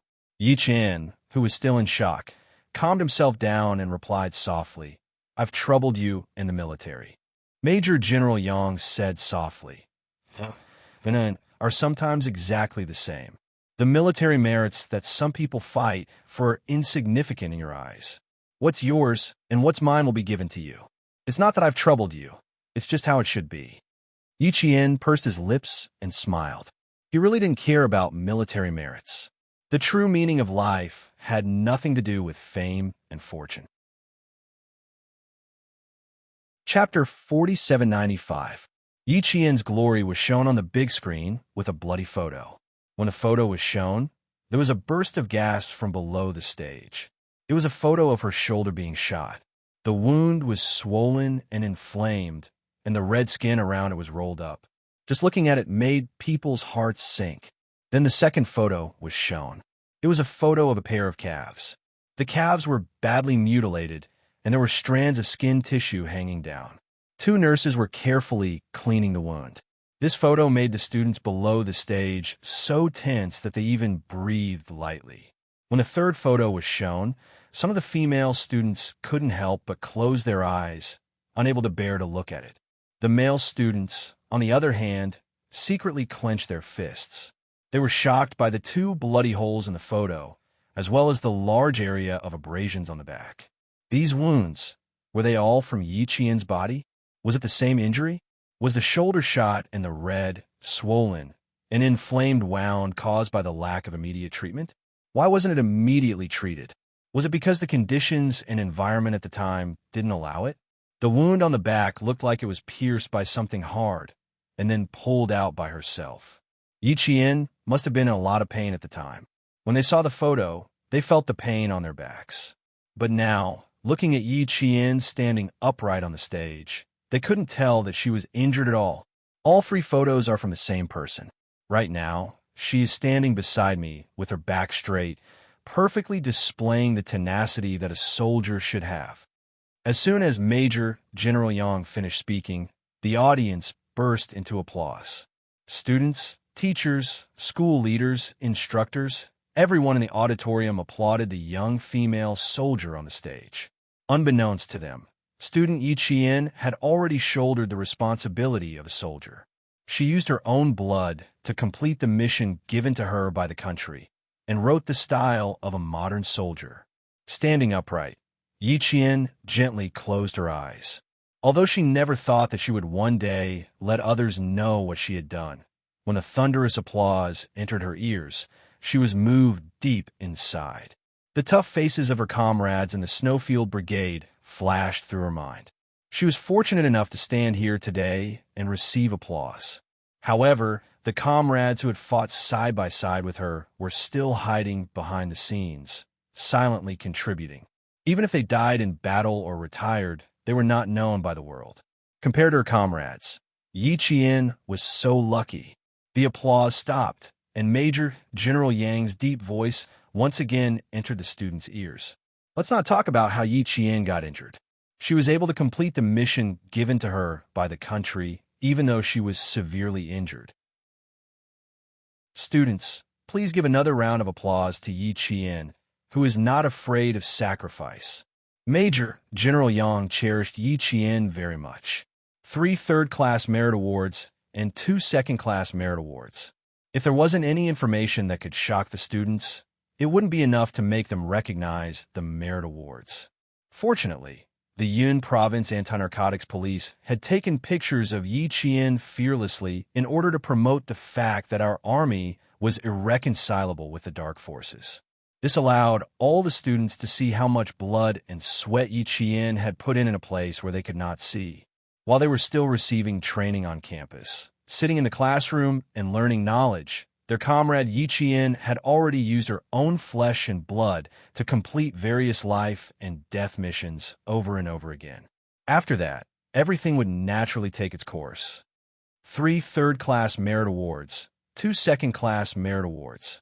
An exception will be made for the rank of captain, Major General Yang announced. The applause was so loud that it could overturn the auditorium. Chapter 4796. Yi Qian was the only one to be awarded a military rank on the day of graduation. There was no jealousy, only blessings. On the other hand, the students in the command class were very excited. They all agreed that the school leader had left out a sentence. He should have added, "The students in the command class are proud of you." Suwen clapped hard, tears streaming down her cheeks. Her mouth was moving nonstop, but no one knew what she was mumbling. If one listened closely, they would be able to make out what she was saying. An outstanding student is supposed to be a captain. Little Jane Eyre even has 5 military exploits. Yet she's still a captain. Shouldn't she be a major? Although she was mumbling, the strength of her clapping did not weaken. Jing was not as excited as Su Wan, but she cried a little more. The school leader personally gave Yi Qian the medal that represented the glory of a soldier and the achievements of a soldier. Yi Qian, you are the pride of the University of Science and Technology of China. The University of Science and Technology of China is proud of you.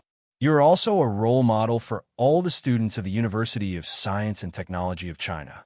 Your spirit and achievements are worthy of every student of the University of Science and Technology of China to learn from. As graduation approaches, I hope that you will continue to work hard and contribute what you have learned to the motherland. You will be even more brilliant in the future. The 5 medals that represented the glory of a soldier were placed on Yi Qian's chest. The school leader took half a step back and saluted Yi Qian, who had won glory for the school and the country. Yes, Yi Qian saluted. As he raised his hand, the medals on his chest reflected a dazzling light under the lights, shining into the eyes of all the students below the stage. 3 third-class medals, 2 second-class medals. It turned out that Yi Qian had already made countless military exploits, and they thought that she was just a student who received the title of Outstanding Student every semester. They thought that Yi Qian was already very, very powerful in school, a height that they could not reach.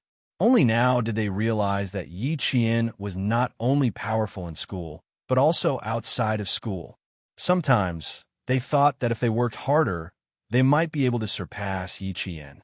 Now, they did not even dare to think about it. The height that they couldn't reach was the height that they wanted to reach in their lifetime. Following the military salute from the school leaders, the audience burst into applause again. The applause only stopped after Yi Qian returned the salute. Confer the military rank.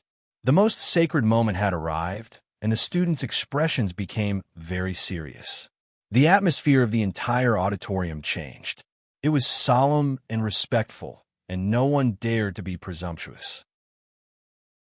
A young lieutenant colonel walked onto the stage with a red satin tray with a captain's epaulet on it. The young lieutenant colonel was extremely handsome, and his eyes were as bright as the sun. He had an impressive military might that made people hold their breaths when he appeared. He walked over and stood beside Yi Qian with a faint smile on his lips. I once said that I hope that in the future, in the important days that belong to you, I will be by your side, sharing honor and disgrace with you. Yi Qian stared at him without blinking, and there was warmth in his eyes. In a sonorous and powerful voice, Major General Yang personally took off Yi Qian's shoulder and said softly, "Outstanding students are usually conferred the rank of captain, and you have made 5 meritorious contributions, so you can definitely be conferred the rank of major. However, conferring the rank on the day of the graduation ceremony is already an exception, so I can only wrong you. It's good that you know that she is wronged. Please confer the rank of major as soon as possible when she joins the unit." Beside him, Lieutenant Colonel Xia, who had witnessed his girlfriend's transformation from student to an active military officer, gritted his teeth and said, "I'd rather not have the military arrange a graduation ceremony and confer the rank on her." Chapter 4797. Major General Yang put on Yi Qian's rank as a captain and replied calmly, "I knew you wouldn't accept it, so I didn't tell you at all. Now that it's a foregone conclusion, you should calm down and take good care of Xiao Yi. Don't think I don't know about your relationship. Captain Xia, I think it's pretty good. Don't be angry," Yi Qian advised softly, calming Xia Jinyuan's anger with just one sentence. Major General Yang adjusted Yi Qian's epaulets and collar, then took a step back and saluted Yi Qian. Since Yi Qian was the first senior to be awarded a military rank, the applause from the audience grew louder and louder. The senior students were not surprised that Yi Qian was awarded the rank of captain. Many students, including Xia Jinyuan, thought that Yi Qian deserved the rank of major. After all, he had risked his life for his 5 military exploits, so it was definitely possible for him to be awarded the rank of major. Yi Qian, who was officially promoted from a student to an active military officer, saluted the school leaders, teachers, instructors, and students who applauded him. He then made a solemn oath in front of the military flag. All the students stood up and saluted in front of the military flag as they made their oath. "I wholeheartedly serve the people, obey orders, strictly abide by discipline, fight bravely, do not fear sacrifice, be loyal to my duty, work hard, train hard, and resolutely complete my mission. I will never betray my country or the military under any circumstances." Oath given, Yi Qian. Oath given. Xia Jinyuan. Yi Qian's moment of glory reached its peak. The students clapped until their palms turned red. After a long time, all the students could still remember how excited they were that day, as excited as they were when they were awarded a military rank. Yi Qian's name was forever engraved in the hearts of all the students. On the day of graduation, no one made any sarcastic remarks about him being awarded the rank of captain. Everyone was sincerely convinced. After an hour and a half of graduation ceremony, the senior students finally left the stage one by one. It was time for them to say goodbye. Yi Qian, who came out in a wheelchair, was surrounded by his classmates. Song Jiqiu, whose eyes were red, walked to Yi Qian and said with a smile, "Let's go. Let's take graduation photos." This time, Xia Jinyuan did not follow them. Since this moment belonged to them, he did not need to get any closer. Standing in front of Major General Yang, Xia Jinyuan, Xia Jinyuan, Xia Jinyuan, Xia Jinyuan, and Xia Jinyuan said, "Major General, why did you hide it from me? Excellent students should have been awarded the rank." "I didn't hide it from you." Awarding Yi Jian the military rank on the day of the graduation ceremony was a last-minute decision last night. You can rest assured that with me around, Xiao Ye's rank of major will not run away. You Xia Xia Xia Yang, Xia Xia Jinyuan, Xia Xia Jinyuan Xia. The rules and regulations clearly state that men and women in the army are not allowed to fall in love with each other. As the captain, you know the law, but you don't know how to restrain yourself. Do you want to be reported? Xia Jinyuan was not moved by Major General Yang's sudden change of topic. His handsome face was still as cold as water. "I will definitely fight for the honor that belongs to her one by one. From first lieutenant to major is a barrier. I hope it can be solved as soon as possible. As for my relationship with her, I am the captain in the army, and she is a soldier. It will not change because of the relationship in our daily life. Please rest assured, Major General. I will definitely do what I promised. I hope you can fight for her more. Don't disappoint my soldiers." Chapter 4798. At this time, Xia Jinyuan was not only fighting for Yi Qian as her boyfriend, he was also fighting for his soldiers as the team leader. His soldiers had fought a bloody battle. If he couldn't even give them the honor they deserved, how could he face them and lead them as the team leader? He would fight for what he needed to fight for and would not just let it go. Major General Yang had always admired Xia Jinyuan's protectiveness, but sometimes it gave him a headache. It didn't feel good to be chased for death. "Major General, you saw how badly Yi Qian was injured. As for me, although I don't know what mission she was on this time, with my experience, I can more or less make a guess. She's a military school student with a bar epaulette. She didn't even finish her studies before fighting alone. I think she's one of the top military school students. Such an outstanding student. How can the military not be moved by her deep awareness? Don't you think it's rare and precious? Since the leader of the National University of Science and Technology has called for all students to learn from Yi Qian, how can the military not reward the students when they learn from Yi Qian? Just punishment without reward is not enough to calm the soldiers. I hope Major General can report my heartfelt words to the military and ask them to consider it carefully. My soldiers and I will wait for good news." "Oh, I'm sorry, Major General. I almost forgot that you're the boss of our brigade. I'll have to trouble you with this."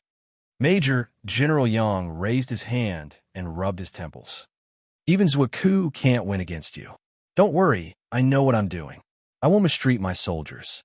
After that, he glared at Xia Jinyuan, who was afraid of being taken advantage of. Major General Yang simply raised his foot and kicked this lieutenant colonel that he liked and had a headache.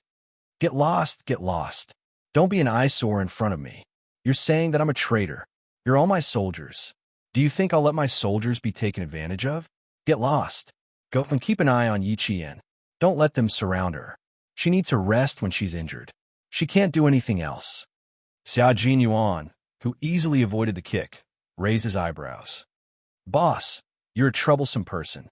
I'm just reminding you because I'm afraid you'll forget. We all know that you've always been protective. Then I'll thank you on their behalf. Please let me know if there's any good news. I'm leaving, you go ahead. She raised her finger slightly and pointed behind her. You're going to be busy today. Behind them, the leaders of the school and the provincial military came together.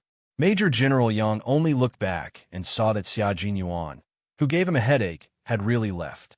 Not only did she leave, she even smiled and said, "My relationship with Yi Qian will require your help to keep an eye on it." Stinking brat.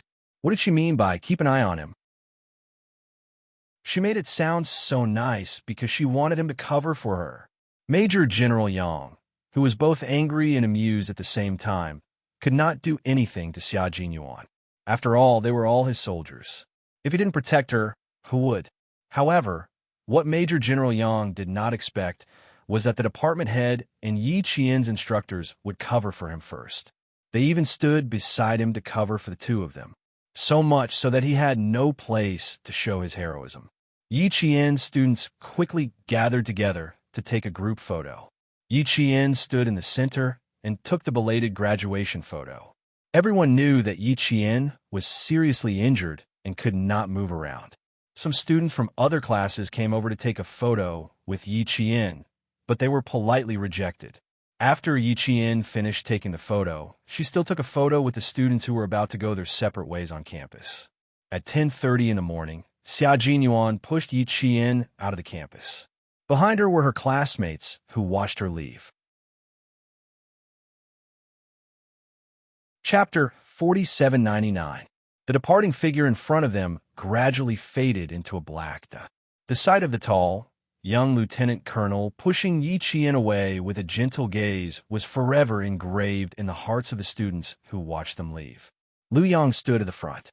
He had been talking and laughing a moment ago, but now he slowly withdrew his gaze. The light in his eyes had dimmed. "Young man, you're still young. Don't be too sad." Wei Jiaming raised his hand and put it on his shoulder. The two of them stood so close that the students beside them didn't notice Lu Yang's abnormality. "At least you can take a picture with her alone before you leave. At least you can resolve one of your worries. You can't ask for too much. Too much will make you tired." Faced with his friend's comforting words, Lu Yang chuckled after a long time. "Yeah, you can't ask for too much. Too much will make you tired. Desire is hard to satisfy. The more you ask, the harder it gets." Wei Jiaming said again, "You're aware. Trust me, when you go to the army, you won't have so much time to think about people and things other than work. In another half a year, I think you'll probably have to think about who Yi Qian is before you remember." The place Lu Yang was going to was very difficult. The Great Northwest was bitterly cold and high above sea level. Even water was difficult there. Other than Lu Yang, there were 4 other male students in the class who were going to a bitterly cold place. Her friend's teasing made Lu Yang's gloomy face smile again. "I haven't forgotten from the beginning of my freshman year to my senior year. Half a year might be a little difficult." Wei Jiaming said disapprovingly, "If half a year isn't enough, then I'll take a year. If 1 year isn't enough, then I'll take 2 years. If 2 years isn't enough, then I'll take 3 years. You can always forget. Also, did you notice that the young lieutenant colonel's gaze was a bit cold when you took a picture with Yi Qian? You probably noticed that I have feelings for Yi Qian. Who cares? He can't care what other people think." Behind him, the students from the other classes called out to him. Lu Yang turned around and saw that they were all students who had been assigned to the plateau. He waved his hand and buried all his thoughts in his heart. It wasn't hard to forget, but it wasn't easy either. Just leave it to fate.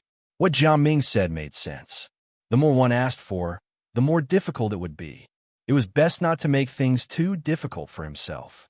As for the young lieutenant colonel who pushed Yi Qian away, everyone knew exactly who he was to Yi Qian, even though there was no introduction. Soon, a student carrying a backpack walked out of the campus, accompanied by a group of students from the same class. The students who were taking photos together suddenly became silent. They stood there and watched as a student who they did not know but had been in school with for 4 years left. They were the first to leave the school and be assigned territory. A student said in a low voice. A faint sigh could be heard. It was time for them to part ways. Yi Qian's class had 8 students assigned to the final assembly, and they left at 3 in the afternoon. Another 14 students left the next day and the day after that, except for those who passed the postgraduate entrance exam. The rest of the students left. As for Yi Qian, he would have to stay in school for a makeup exam after his injury recovered. Yi Qian, who was sitting in the car, looked at the familiar school gate and slightly tightened his hand on the window.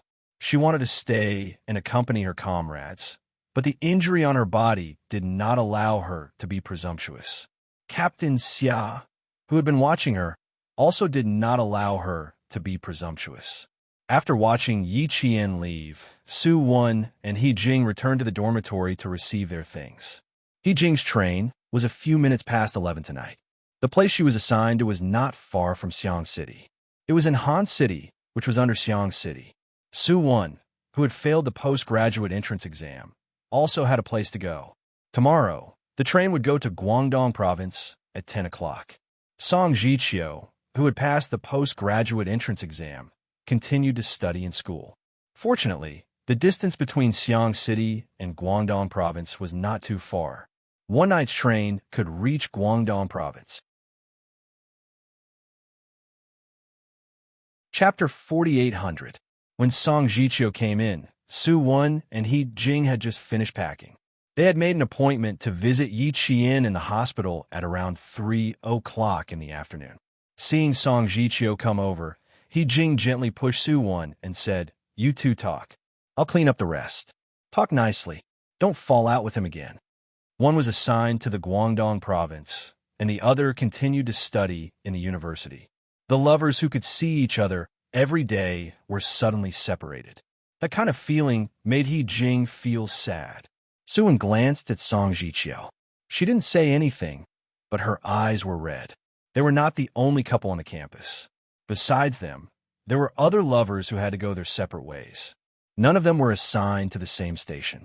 Those who were slightly luckier were assigned to the same province. Yi Qian, who was in low spirits, leaned against the seat and kept turning her head to look out of the window, leaving only her slender back view to Xia Jinyuan. Both of them were wearing military uniforms. Even if they wanted to be close, they had to pay attention to their image. Xia Jinyuan didn't disturb Yi Qian this time. It was good to let her be alone. When they arrived at the hospital and closed the door of the ward, Xia Jinyuan bent down and gently hugged his girlfriend in the wheelchair. "Cry for a while. If you're tired, sleep for a while." Yi Qian, who rested her head on his broad shoulder, slowly closed her eyes. Like a cat, she arched her head and rubbed against his neck. The clear and familiar breath gradually soothed the sadness of parting in her heart. After a while, she whispered, "I don't want to cry. I just don't want to part with them. We've been classmates for 4 years. I haven't said goodbye to them before it's time apart. I don't know when we'll see each other again." "Captain Xia, did you see each other after graduation?" Xia Jinyuan, who avoided the wound and gently stroked her back, thought for a while, shook his head and answered, "I haven't seen them since graduation. We only contact each other occasionally through email." "Several students in your class were assigned to the Hakka station in the border area. I also have 2 comrades in the station. I plan to buy some specialties of Xiang City and ask the students in your class to bring them to them so that they can take care of each other in the future."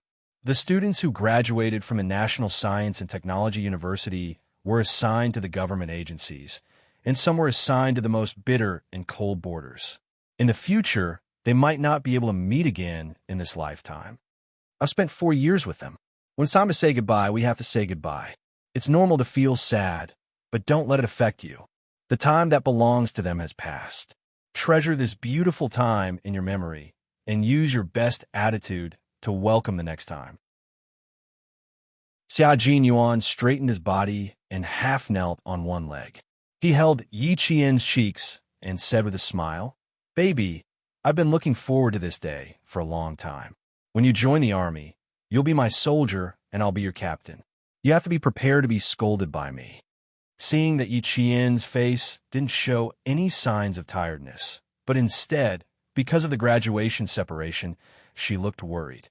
Xia Jinyuan, who was distressed for her, simply found a topic that could make Yi Qian quickly come out from the sadness of separation. Just as he was about to talk in depth, someone knocked on the closed door of the ward. Then, the door handle twisted. Xia Jinyuan, who was interrupted, frowned slightly. He still didn't want to open the door. Yi Qian pushed him. Her eyes had a shallow smile. Why did you lock the door? Quickly open the door. It should be the doctor. When the doctor leaves, we'll have a good chat. His wrinkled eyebrows relaxed, and he quickly kissed her forehead. Xia Jinyuan got up, tidied up his military uniform, and went to open the door. Fortunately, he habitually locked the door, so no one saw him. Chapter 48:01.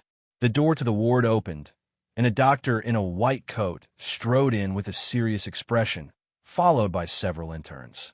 The doctor first saw Xia Jinyuan in his military uniform and said in surprise, "No wonder. I was wondering why you guys walk more energetically than us. It turns out that you guys are soldiers too." When he saw Yi Qian in his military uniform, the doctor said again, "You look so energetic. I couldn't even tell that you were injured." Then the doctor said seriously to the interns behind him, "In the future, you will also encounter patients with special circumstances who are not very cooperative with the doctors, just like this patient who is not very cooperative with me. The door to the ward cannot be locked. If the patient is in danger, the medical staff can immediately come in to save him. If you lock the door, you will have privacy, but there will also be hidden dangers." After the doctor finished speaking, the interns behind him lowered their heads and tried their best not to smile. Yi Qian's face was a little hot. Xia Jinyuan seriously accepted the doctor's criticism and promised that there would not be a next time, probably because it was a matter of habit. Being a soldier is indeed different. You have such a good attitude when admitting your mistakes. I feel embarrassed to continue. The serious-looking doctor finally smiled. Then he checked Yi Qian's wound and changed the dressing while he was at it.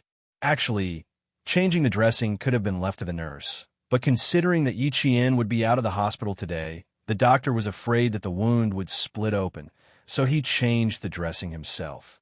The wound was very good and did not split open. Because of this, Xia Jinyuan was praised by the doctor. He smiled at Yi Qian and said, "Your boyfriend is not bad. He takes care of you very carefully. The problem that I was worried about did not occur." It looks like the doctor who was bandaging Yi Qian's shoulder turned his head and saw Lieutenant Colonel Xia standing there with a cold expression. The doctor said, "He doesn't look like someone who knows how to take care of people." Xia Jinyuan, whose forehead was twitching, endured the fact that several interns were watching the whole process. At this moment, because of the doctor's words, he took a deep breath and smiled. "The air conditioner in the ward is a bit too big. Are you done here? Okay, I have to help my girlfriend get dressed." Yi Qian, who had only changed half of his sleeve to change the dressing, heard this and knew that his boyfriend was being petty again. There was no gender difference in the eyes of a doctor. However, being surrounded by a few young interns, even if she only took off half of her sleeves, she still felt quite unnatural. She played along with her narrow-minded boyfriend by saying that the air conditioner was too big and that it was indeed a little cold. The doctor looked at the two of them and left with a laugh. Doctors talk too much. It's worrying. After sending the doctor away, Lieutenant Colonel Xia carefully helped Yi Qian lie down. "Lie on your side. Don't press on the wound on your waist. I just took a look. It's starting to scab. You'll be able to lie down and sleep soon." Yi Qian lay down on her side. She felt the pillow behind her back as she leaned over. Her back, which had been tense for more than 2 hours, relaxed, and she let out a long, lazy moan. It was extremely comfortable. For the next few days, I won't be able to walk around like I did today. Fortunately, the wound didn't reopen. Xia Jinyuan bent over to tidy up the bed and tried his best to make Yi Qian more comfortable. His eyes were gentle as he waited on Yi Qian. His cautiousness could be seen in his every move. Do I not look like someone who knows how to take care of people? I obviously know how to take care of my girlfriend. In the end, Xia Jinyuan, who was sitting by the bed, held Yi Qian's hand and snorted childishly. This made Yi Qian smile until her eyes curved in a crescent. "Oh, you." The doctor was just saying it casually. How could I take it to heart? As long as I know how good my man is at taking care of me, it's good that others misunderstand. Chapter 48:02.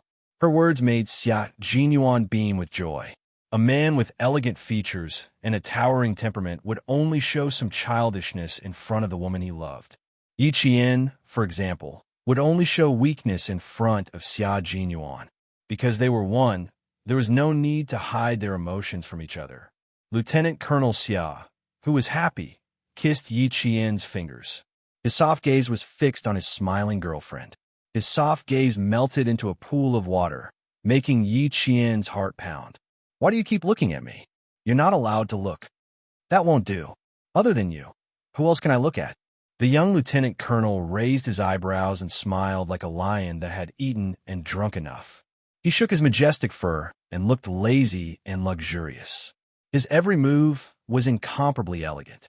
Yi Qian raised her hand slightly and pulled down her wide-brimmed hat to cover the pair of dark eyes that made her heart pound. The ruffian and elegant Captain Xia was to her liking. Xia Jinyuan, whose eyes were covered, chuckled. His little fox was shy again, but every once in a while, her words of love could make his hard-hearted heart, which had been tempered by the flames of war, burst with joy. He took off his wide-brimmed hat and leaned in front of her. Their heads touched, like a pair of mandarin ducks rubbing against each other. Little fox, my baby, get well soon. I'm waiting for you to return to the team. Our comrades are also waiting for you to return to the team, he said gently. His low voice was like freshly brewed wine, intoxicating. Yi Qian nodded. Her eyes were as clear as the moon and contained a feminine charm. She tilted her head slightly and rubbed her soft lips against his handsome cheeks. I'll take good care of my injuries and strive to be discharged from the hospital and return to the team as soon as possible. From today onwards, she was no longer a military academy student. She was also an active soldier who would immediately execute any orders given to her. She would no longer live in the military academy, but in the Snowfield Brigade, where she would serve in the future. However, Yi Qian asked, does it mean that I don't have an internship period now that I've been awarded a rank? This was the right question. Xia Lingyuan was stunned for a moment before he replied, we haven't recruited any soldiers from the brigade yet. We have to ask the boss. Due to the uniqueness of the Snowfield Brigade, all the Special Forces soldiers did not belong to any military region. However, there was still an introduction to their resumes. Therefore, there would definitely be a resume that did not seem to have any problems. Even if someone wanted to investigate it, they would not be able to find any problems with it. If Yi Qian went directly to the Snowfield Brigade, his CV would only show that he had graduated from a military academy and not served in the army. If someone wanted to check, they would find something strange, which could lead to Yi Qian being exposed. After being asked by Yi Qian, Xia Jinyuan remembered that Yi Qian could not be directly recruited into the brigade. Yi Qian did not expect this either. He was dumbfounded. Then why are you asking now? It just so happens that the boss is still in Xiang City. The big question naturally had to be asked immediately. When Major General Yang received the call, he felt both physically and mentally refreshed. He laughed heartily in front of the leader of the provincial military region. After laughing, he gestured for himself to go out and answer the call. Just do as you see fit. The military will also make arrangements for where Xiao Yu will go. As for you, just obediently go back to the brigade. Don't think too much about it all day. The phone was on speaker mode. Yi Qian blinked and had a complicated expression on his face. He thought that he would go after graduation, but he didn't expect. He could only obey the arrangements. After hanging up the phone, Xia Jinyuan was so worried that he paced back and forth in the ward a few times. While he was worried, Yi Qian laughed softly without a care in the world. You're still laughing, you heartless guy. After pacing back and forth a few times, Xia Jinyuan confirmed that there was no way to change the situation. He sat down again and tapped Yi Qian's forehead with his finger. That's the only way. Wait. Chapter 48:03. In the afternoon, Su Wen, Song Jiqiu, He Jing, and several other comrades who would leave the school tomorrow came to visit Yi Qian in the hospital. At 6 o'clock in the evening, Yi Qian, whose eyes were slightly red, said goodbye to He Jing, who was leaving Xiang City tonight. The next day, Su-Wen left Yi Qian through her mobile phone, and so did the other departing students. Song Jiqiu sent Su-Wen to the train station. Before the train started, he hugged Su-Wen tightly and said solemnly in her ear, "You must wait for me." Su-Wen, whose eyes were red, did not answer. She just buried her head in his arms and nodded hard. She waited for him. Would he wait for her? Time would tell. The next few days were days of parting. One by one, former classmates set foot on a distant road. From then on, they stood on their own posts and became active soldiers. From then on, the 4 years in the military school became a memory. Yi Qian's need to go to a unit was a foregone conclusion. However, which unit he would go to became a controversial topic among the relevant leaders of the military headquarters. The resumes of the outstanding students in the military school would be screened by the military headquarters first. After the military headquarters selected the outstanding students who were not selected, they would be assigned to other units. Yi Qian's resume could be said to be dazzling and dazzling. The more outstanding he was, the more the relevant units would fight for him. The more he was fought for, the more controversial it would be, and the more difficult it would be to assign him. The relevant units all wanted outstanding students, and they each had their own opinions. Although there would not be any incidents such as slamming the table and quarreling, there would be hidden needles in the brocade, bitterness, and difficulties. Xia Jinyuan, who had calmed down and accepted that Yi Qian still needed an internship, did not know that the military headquarters had been quarreling for several days. On the 5th day of Yi Qian's recovery, the fine scars on her face began to fall off. Under careful care, her pale face, which was caused by excessive blood loss, also had a healthy complexion. She was like a red rose stained with morning dew. She was beautiful in her beauty and cold in her beauty. Xia Jinyuan's unintentional smile was always able to melt his soul away. She laughed so much that he secretly despised himself for being seduced by her beauty one day. Several units of the military headquarters were still discussing, but no one agreed. Major General Yang, who had been watching for a long time, wanted to slap the table and tell them that no matter how much they argued, Yi Jian was still his soldier. At the same time, Xia Jinyuan was carefully wrapping the bandage around the wound on the right side of Yi Jian's back. From that day onwards, Xia Jinyuan refused to let the nurses change Yi Qian's dressing. Once again, he became what the doctor called the patient's family member who refused to cooperate with the doctor. The nurse did not agree at first. It was their responsibility to change the patient's dressing. How could they let the patient's family change the patient's dressing by themselves? Who was Xia Jinyuan? He was so difficult to deal with that even Major General Yang and Commander-in-Chief Xia had a headache. If he wanted to do something, how could he be controlled by others? The nurse was stunned by his words. In the end, she passed the tray of medicine to him and sat down next to him. "Then try it. I'll watch from the side." Xia Jinyuan said that their military base was located in a remote area and the patient could not stay in the hospital until his wound fully recovered. He would definitely have to return to the base with bandages. In order to be able to properly change Yi Qian's dressing in the future, he wanted to start learning and try and change Yi Qian's dressing today. In short, after he finished speaking, the two nurses looked at each other in dismay. They felt that if they did not let this young lieutenant colonel change his dressing today, they would feel deeply guilty. Yi Qian was dumbfounded when he saw that the nurses, who were doing their best, were convinced and even took the initiative to teach him. Chapter 4804. Which part of the body was injured, how to wrap the bandages, and how to treat the injuries were the most basic first aid skills of the Shuiyu Brigade. Therefore, Xia Jinyuan was very fast at handling the injuries, which made the nurses praise him. Yi Qian silently looked at the man who had gained another wave of charisma and silently turned her head away. Fortunately, all the nurses on the same floor knew that she was in a relationship with Captain Xia. Moreover, the nurses were very polite, so they did not notice any signs of cheating.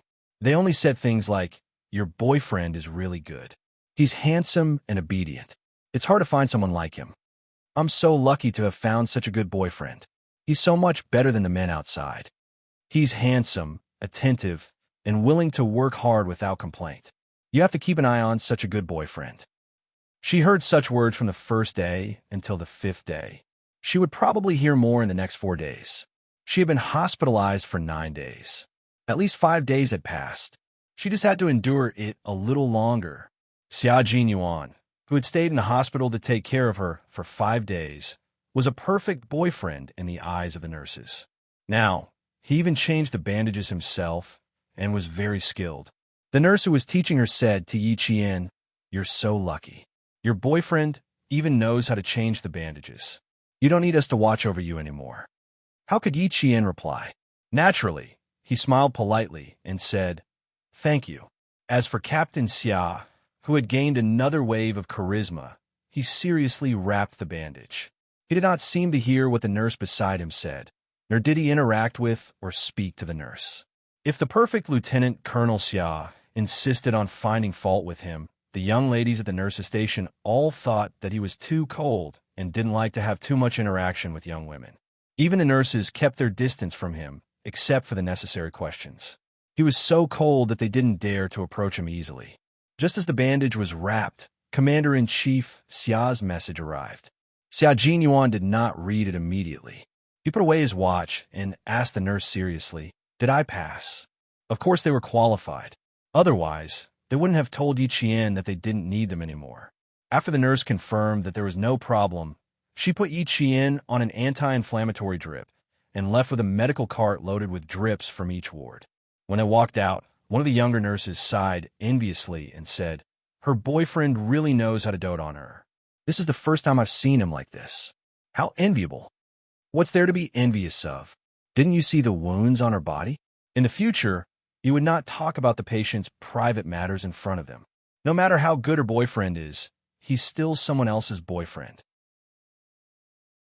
There's nothing to be envious about. The older nurse answered with a smile. She even had a child, so she only took a few more glances at the handsome family member of Ward 28. She never participated in the conversations of the young and unmarried colleagues. If it weren't for the fact that her colleagues were so envious that they were about to sink in, she wouldn't have said anything. The younger nurse thought for a moment and nodded thoughtfully. "You're right. No matter how good he is, he's someone else's boyfriend. What does it have to do with me? It has nothing to do with me. It does have something to do with me. After all, he's the family member of the patient I'm in charge of." The chat ended as they moved to the next bed. Yi Qian, who was in Ward 26, was dumbfounded once again after reading the message on his phone. They quarreled over where I was assigned to? That's impossible. So many outstanding students quarreled for days over where she was assigned to. Why did it sound so unbelievable?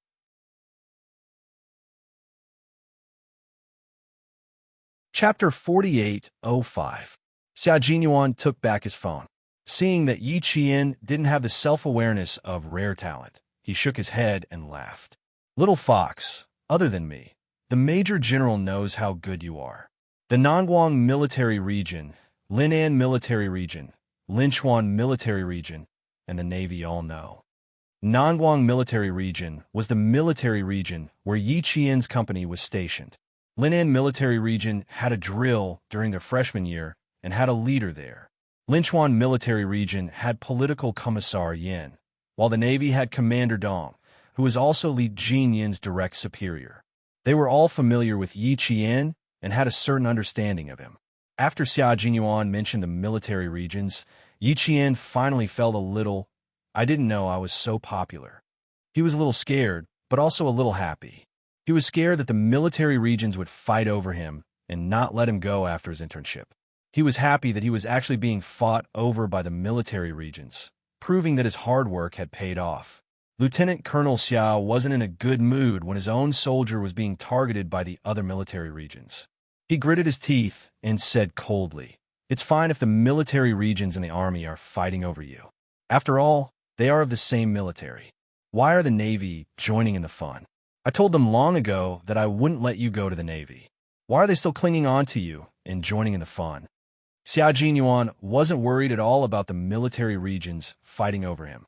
Even if they did, Yi Qian would eventually return to the Snowfield Brigade. But the Navy was different. When he saw Commander Dong, Xia Jinyuan immediately thought of a brother-in-law that he was quite afraid of but definitely couldn't offend. He even had to be careful when dealing with him. Devil Li Jinyan. Yi Qian thought for a moment, then looked silently at Xia Jinyuan.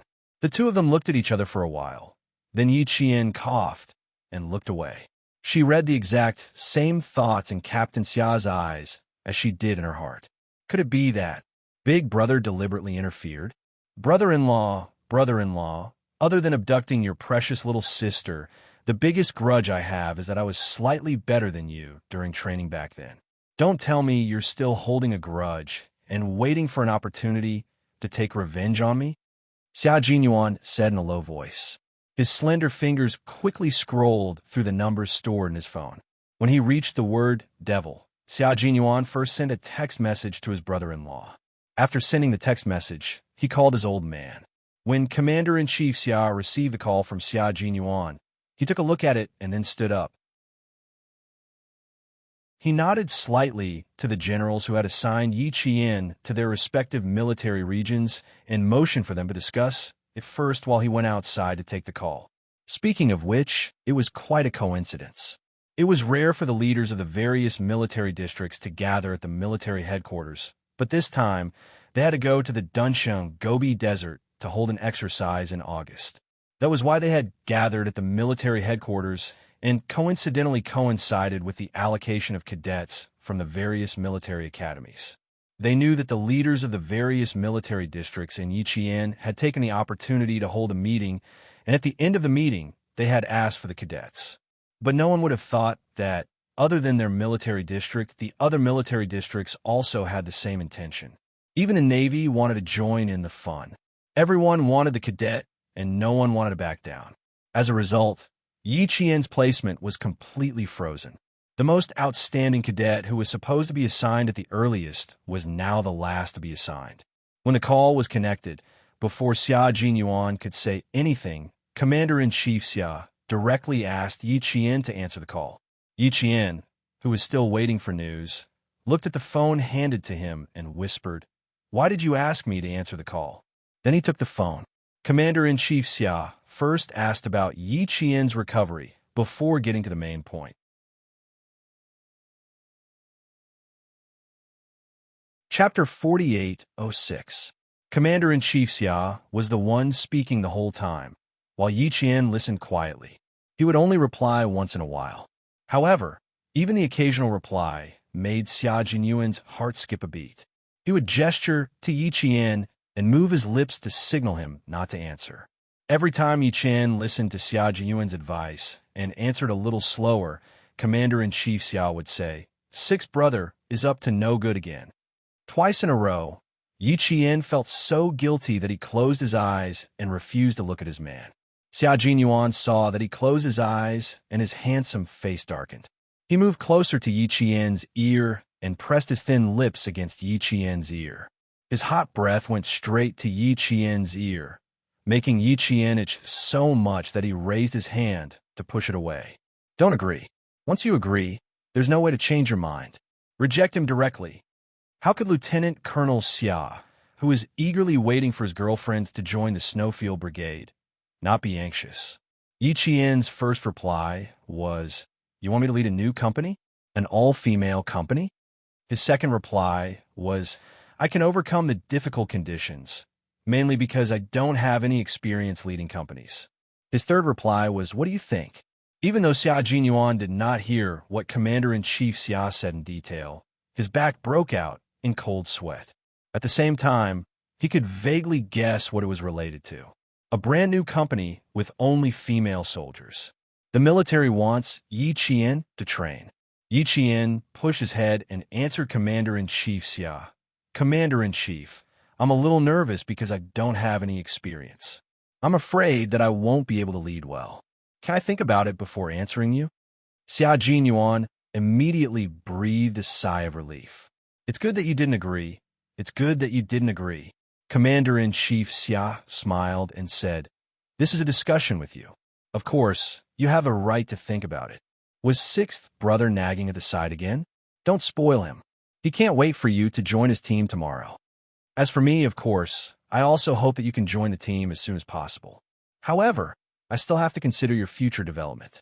I can't ruin the follow-up arrangements because of impatience.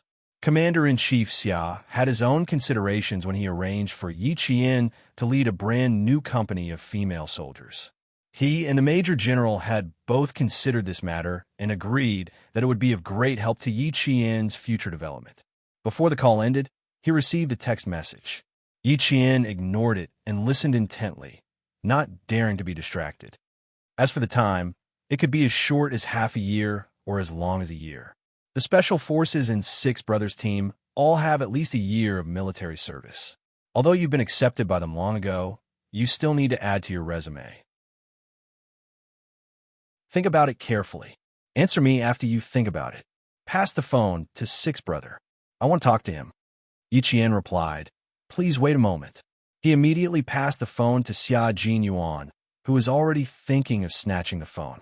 Xia Jinyuan took the phone with his left hand and stroked Yi Qian's forehead with his right hand. He said in a low voice, "I'll go outside. You rest for a while." Holding the phone tightly, he walked out of the ward with a cold expression. Far away in the south, Li Jinyan came out of the shower. His muscular upper body was bare as he walked to the desk and picked up the phone that sent a text message 5 minutes ago. Li Jinyan unlocked the phone screen and found that there were no new messages. His eyes moved slightly as he entered the message inbox.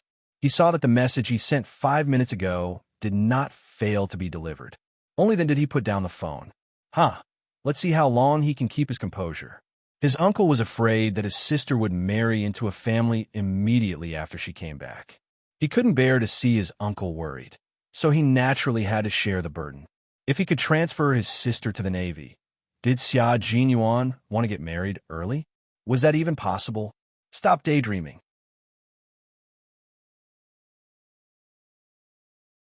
Chapter 48:07. Li Jinyan didn't receive a call from Xia Jinyuan even after he finished changing and washing his clothes. Instead, he received a call from Commander Dong after he finished drying his clothes. Commander Dong didn't participate in the military exercise in August. He just went to Beijing to report on the progress of the maritime construction project. He didn't know that there were other military leaders who were fighting for Yi Qian. It was not until today that he came to the military headquarters again and saw Commander-in-Chief Xia that he found out that other than him, the Nangguang Military District, the Linan Military District, and the Linchuan Military District were all fighting for Yi Qian. Li Jinyan answered the call and reported his name. Commander Dong looked at Commander-in-Chief Xia, who was still on the phone, and laughed. "Jinyan, there's a 99% chance that your idea will fail. Besides the Navy, the Nangguang Military Region, Linan Military Region, and Linchuan Military Region are all fighting for Yi Qian. Do you think I should join the fun?" Last time, Yi Qian clearly told me that she had no intention of joining the Navy. If she doesn't agree, I'm sure the military will not assign her to the Navy. The Nangguang Military Region, Linan Military Region, and Linchuan Military Region were all fighting for Yi Qian. Li Jinyan hung up his navy blue camouflage jacket with one hand, and a faint smile flashed across his cold eyes. His voice was as cold as usual as he replied, "The 3 military regions are all fighting for Yi Qian. No matter which military region Yi Qian is assigned to, the leaders of the other 2 military regions may not be satisfied. Sometimes, for the sake of balance, others will benefit." Commander Dong immediately understood. If Commander-in-Chief Xia wasn't on the phone, he probably would have laughed out loud. That's right. The 3 military regions are fighting for Yi Qian. It's very likely that the Navy will benefit. Wait for my news. Whether it works or not, I'll fight for it. It's a pity that such a good seedling doesn't come to the Navy. Okay, I'll wait for your good news. Li Jinyan calmly waited for Commander Dong to hang up the phone before he walked back to his room from the balcony.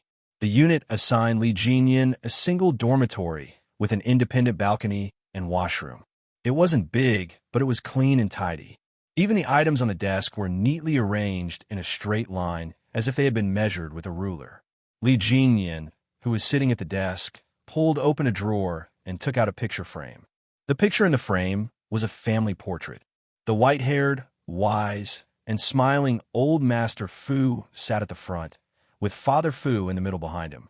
On Father Fu's left was Li Jinyan, and on his right was Yi Qian. The family of four took their first family photo after the reunion.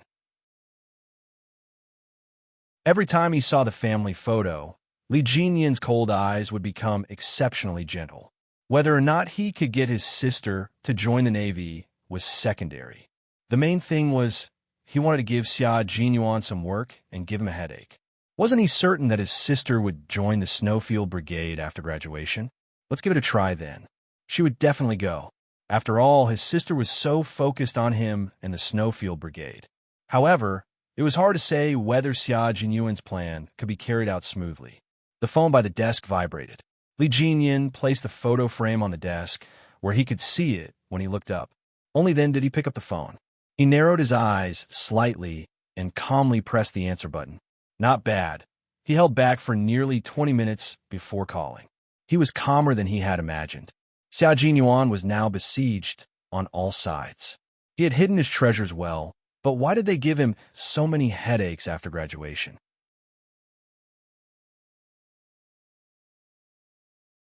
Chapter 48:08.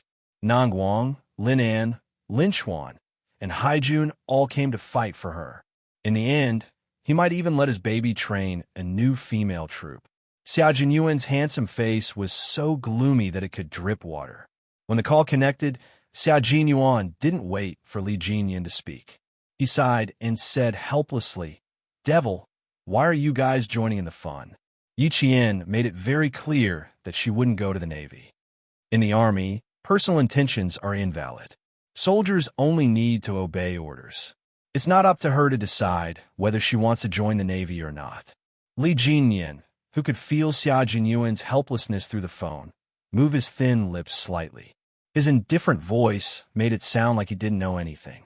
Xia Jinyuan knew he guessed right. The Navy suddenly wanted Yi Qian, and his brother-in-law was the one who contributed the most. Although it's not up to her to decide, since she made it clear, as her brother, shouldn't you respect her choice? Now, in addition to the Navy, the other three major military regions want her. It was originally a good thing, but because of the competition, my old man just finished talking to my girlfriend, your sister. They talked until she was in a dilemma and didn't know how to choose. Li Jinyan narrowed his eyes. Commander-in-Chief, Xia, will let my sister choose? Pass the phone to her. I'll talk to my sister. You think you can let her go to the Navy? You think too much. My old man won't let her go. He's planning to let Yi Qian lead a new female company. It won't benefit the Navy. A new company? It won't benefit the Navy, but it won't benefit you either. I think it's a good idea. Li Jinyan, who was carrying Xia Jinyuan, would have laughed out loud if it weren't for his cold personality. As it turned out, there was no need for him to test Xia Jinyuan. Commander-in-Chief Xia was testing Xia Jinyuan on behalf of Yi Qian. Just as Uncle had said, it was not good for the two of them to be together now. If they were truly together, they would be able to guard their hearts and endure loneliness. No matter where they were, their hearts would still be together and they would be inseparable. His younger sister was too young. She was only 22 years old when she graduated from the military academy after 4 years. She was too young, so her thoughts were relatively immature. She could consider all aspects of her career, but her personal emotions were the most volatile, and there were also many variables. It was better to wait until he was older and had a clearer idea of what he wanted. Only then would his heart truly settle down, and his relationship would be more stable and blissful. While testing Xia Jinyuan, he was also testing his sister. Xia Jinyuan knew that he couldn't influence the decision of the military headquarters. Even if he was the son of Commander-in-Chief Xia, he couldn't influence it. However, he could still persuade his brother-in-law, who intended to make trouble for him, to persuade Commander-in-Chief Dong to stop and not join in the fun. However, he would not directly express his intentions. With his brother-in-law's intelligence, he would naturally understand his intentions from his side. Li Jinyan tapped his slender fingers lightly on the table. After thinking for a while, he asked, "You're with my sister now? She has graduated and hasn't been assigned to a unit yet. Is she still living in the dormitory?" His words were buried deep in a big hole. Xia Jinyuan said, "She's in the hospital." "What happened? How many days has she been in the hospital?" Li Jinyan's voice was cold. "She was injured during a mission. Today is the 5th day, so she'll be discharged in 4 days. She came back just in time for graduation, and you guys are fighting over her. Even being hospitalized is something she's worried about." Xia Jinyuan did not say how serious Yi Qian's injury was, but the word hospitalization was enough to let Li Jinyan know how serious Yi Qian's injury was. Minor injuries did not require hospitalization, but serious injuries did. "I understand. Take good care, my sister." Li Jinyan pressed his thin lips together and frowned slightly. "I'll contact you later. I have something to do." Li Jinyan hung up the phone and immediately called Commander Dong.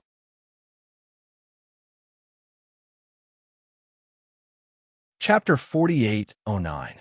Commander Dong, who had been moved by Li Jinyan's words, was holding on to Commander-in-Chief Xia as he reminisced about the difficulties of the Navy in the past and sighed about how difficult it would be in the future.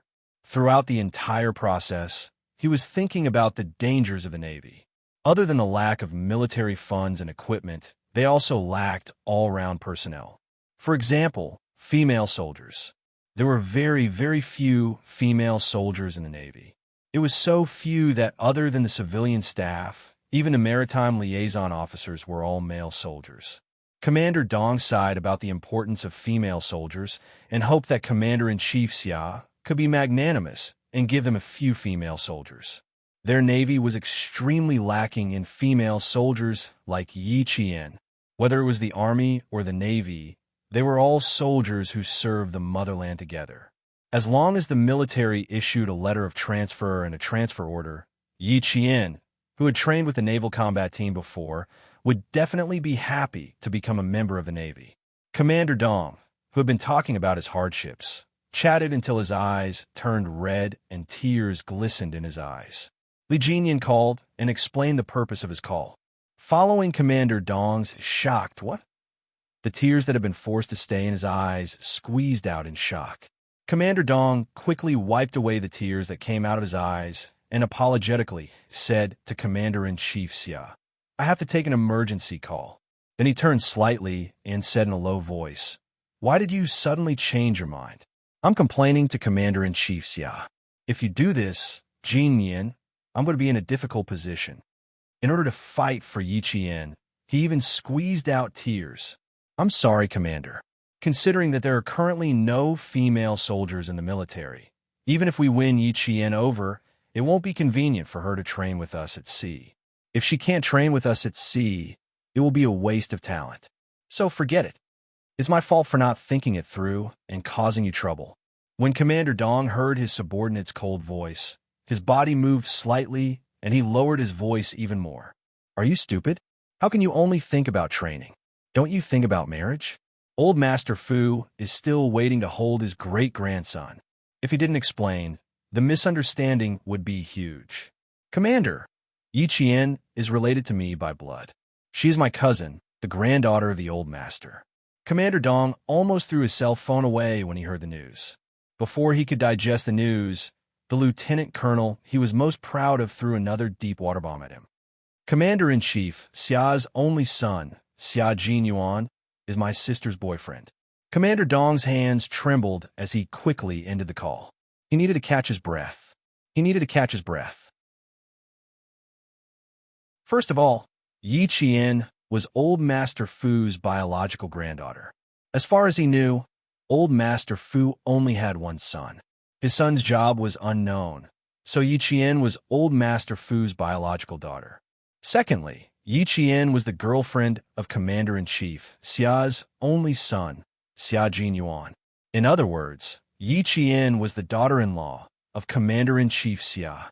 Fortunately, he only said that the Navy lacked female soldiers like Yi Qian. He didn't say that he wanted to introduce Yi Qian to his soldiers. After the 2 deep water bombs were thrown, Commander Dong immediately gave up on the idea of poaching Yi Qian. He first apologized and changed the topic. He expressed that he was envious that the Army had talented female soldiers like Yi Qian. He hoped that the Navy would have such talented female soldiers like Yi Qian in the future. In short, he didn't mention that he hoped that Yi Qian could serve in the Navy. Commander-in-Chief Xia didn't even consider letting Yi Qian transfer to the Navy. Therefore, no matter how much Commander Dong complained, he wasn't moved. However, Commander-in-Chief Xia thought that he would talk to Commander Dong for more than 10 minutes before tactfully saying that he wouldn't let Yi Qian transfer to the military.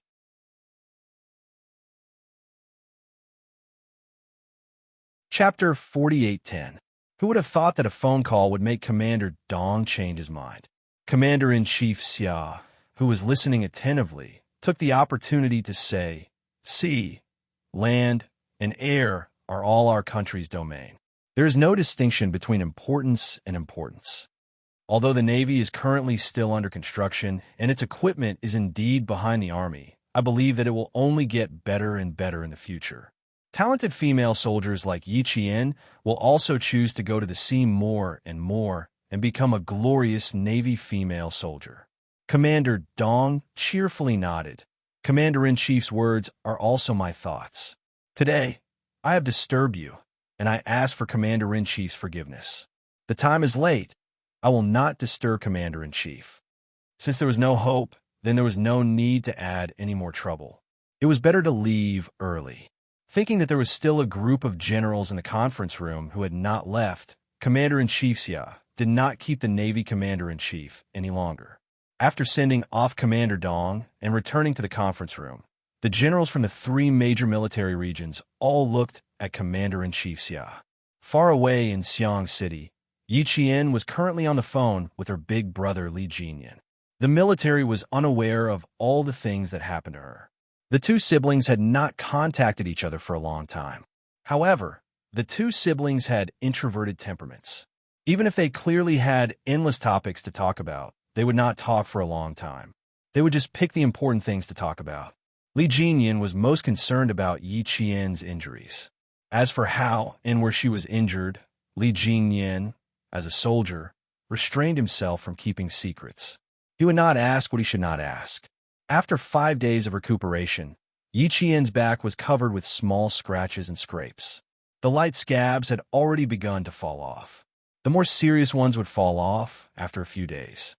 There are 2 injuries on the back of my waist. The gunshot wound on my shoulder is slightly more serious. Other than that, there are no major problems. After 5 days of recuperation, there are no major problems. There is also Captain Xia's careful care. Brother, don't worry, I am fine. Yi Qian did not conceal anything. Since her big brother had learned from Captain Xia that she was injured and hospitalized while carrying out a mission, she could not hide anything even if she wanted to. It was better to tell the truth so that her big brother would not worry. Li Jinyan could hear that Yi Qian's voice was clear and there was not the least bit of tiredness. Although he had not seen it with his own eyes, he could tell from her voice that her condition was not bad. There was no need to worry too much. Hospitalization due to injuries was not a rare occurrence for Special Forces soldiers. However, hospitalization due to serious injuries was not considered unavoidable due to occupational risks. With that, Li Jinyan, with a grave and stern expression, said in a deep voice, "Serious injuries will leave behind old illnesses and will even lead to the end of the military. I hope that you can return safely from every mission without any bullet holes. When you're fighting alone, you have to prioritize your own safety first. Only then will you be able to complete your mission better. I hope you can remember that we don't even have the right to heavily injure you, because you have to live well and continue to fight the next battle." She didn't even have the right to injure him. It was as if a 1,000-pound rock had been tossed into Yi Qian's heart. Her expression immediately turned solemn and cold, and she humbly accepted the lesson. "Brother, I understand now. Yes, take care of yourself. Don't let the people who care about you worry. Also, I heard from Xia Jinyuan that the military is considering you to lead a brand new company all by yourself. I have a suggestion. If you agree, you could discuss it with Xia Jinyuan and then bring it up to the military. Only you have the right to choose. If it were anyone else, the military would only need to issue a transfer order and would not give you the right to choose. Because they value you, they gave you the right to choose. Cherish yourself and take care of yourself. Don't disappoint the military. Although Li Jinyan doted on Yi Qian, he and Xia Jinyuan were the same kind of people. No matter how much he doted on her, he would not be blinded by it.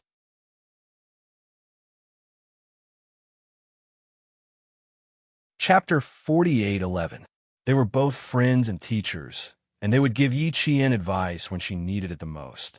They could help Yi Qian quickly understand what was the best choice for her. She could be spoiled in life, but there was no such thing as spoiling at work, only strictness. Yi Qian told Xia Jinyuan about his big brother, Li Jinyan's suggestion. Xia Jinyuan's eyes darkened, and he only asked Yi Qian, "What do you think?" Yi Qian agreed with his big brother's suggestion. He pondered for a few seconds and answered seriously, "I think it's feasible." "Okay, you can give the military your answer now." Xia Jinyuan handed his phone to Yi Qian.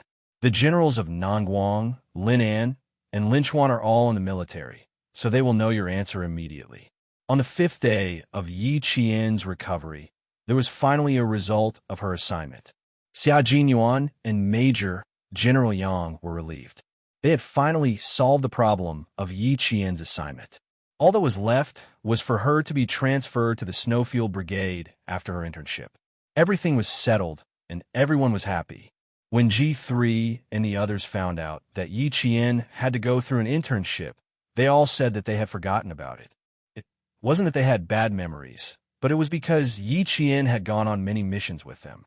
They had gone through fire and water together, and every Special Forces soldier treated Yi Qian as a member of the brigade. Because of this, they had all forgotten about the uniqueness of the Snowfield Brigade. They only reacted when Xia Jinyuan reminded them. "I'm afraid the 3-month internship will be a question mark. It's a brand new company of female soldiers, and Qing Miao is the first chief instructor of this company. I'm afraid they won't let her go when the time comes." G3 voiced his concerns. He was doubtful that Yi Qian would only be the chief instructor for 3 months. What could the female soldiers learn in 3 months of training?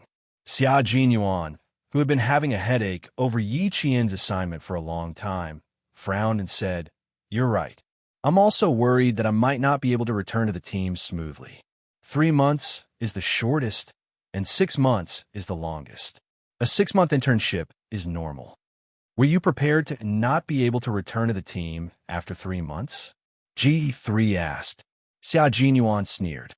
According to the military's previous arrangements, Yi Qian will be the company commander of this female troop.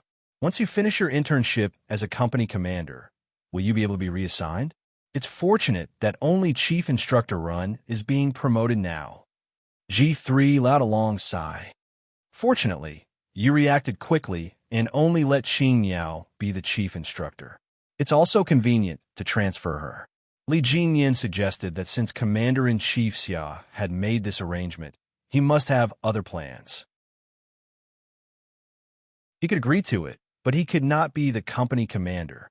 He could be the chief instructor, which was equivalent to going there to give some guidance.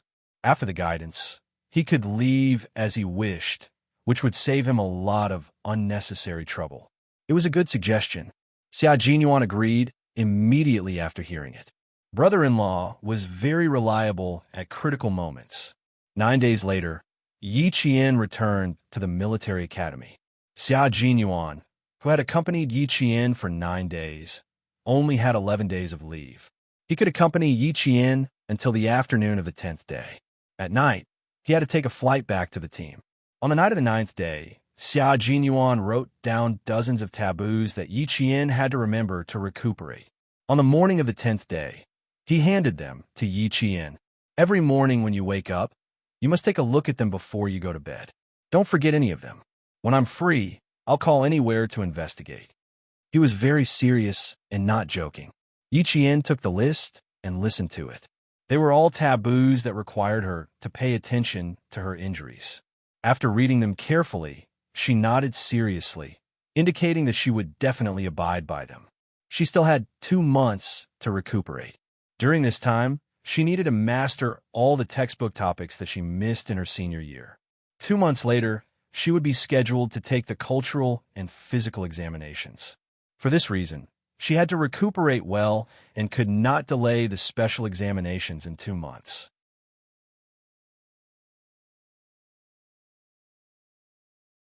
Chapter 48:12. This time, Yi Qian had learned her lesson after getting shot. Therefore, no matter what Li Jinyan and Xia Jinyuan said, she kept it in mind and humbly accepted the criticism. Driving from Myanmar back to China's border, a few hundred kilometers of driving made her realize how fragile life was. It wasn't that she wasn't afraid that she might not be able to return from this trip. It wasn't that she wasn't afraid of collapsing halfway. She was afraid of both. This made her understand the importance of health. Now, she was being criticized by her brother and boyfriend because they were worried that she would get hurt again. The worst thing to do when fighting alone was to get hurt. She kept this lesson in mind and didn't dare to forget it. After placing Xia Jinyuan's list of taboos on her desk, Yi Qian read it every morning and night. Even if it was every word engraved in her heart, she would still read it every morning and night. Yi Qian began to prepare for the exam. She only had 2 months and needed to make up for all the cultural knowledge from the first half of the fourth-year semester. Fortunately, the fourth year didn't have much of a cultural knowledge and focused mainly on physical training. Therefore, Yi Qian was relatively relaxed. If she calculated the time of the cultural classes in the second half of the fourth year, 7 hours a day, she would only have 1.5 months. Therefore, it wasn't difficult to reduce the cultural classes from 5 months to 2 months. In addition, the teachers tutored Yi Qian very seriously. Therefore, Yi Qian wasn't worried about the makeup exam. Yi Qian recuperated in school while working hard for the makeup exam in 2 months.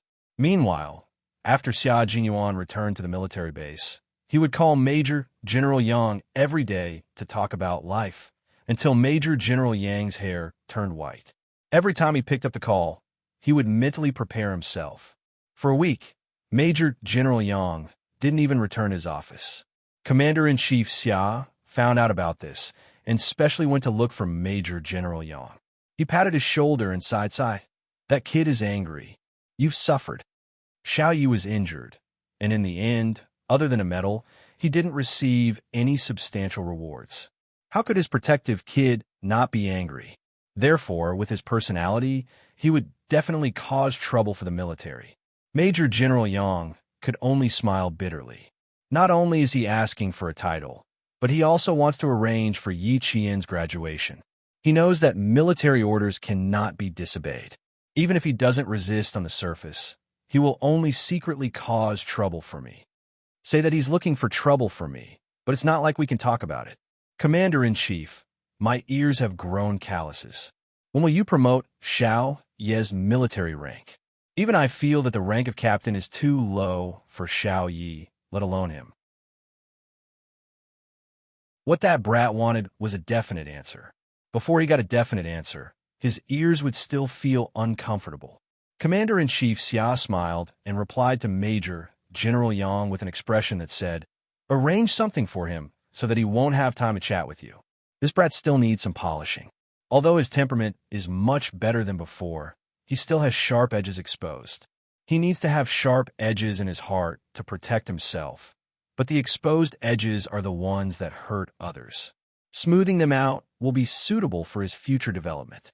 Although Commander-in-Chief Xia had never interfered with any of Xia Jinyuan's decisions and didn't even seem to be worried about Xia Jinyuan's future development, he was still a parent after all. How could he not plan for his child? If he helped his only son develop in the future without violating military regulations, he wouldn't be criticized by others.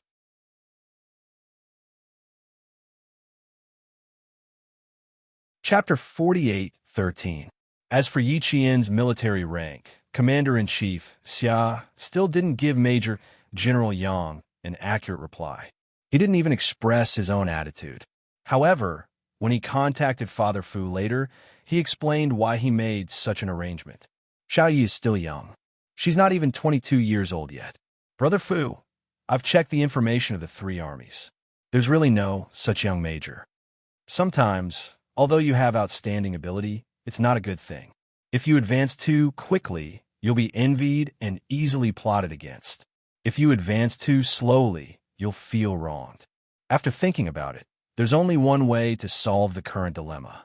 Let Xiao Yi lead a brand new female soldier company and put her personal results in a place where the generals of the three armies can see. This way, when she's promoted, she won't be criticized because of her young age. As a soldier and a politician, the most taboo thing is to be criticized, especially children from our families.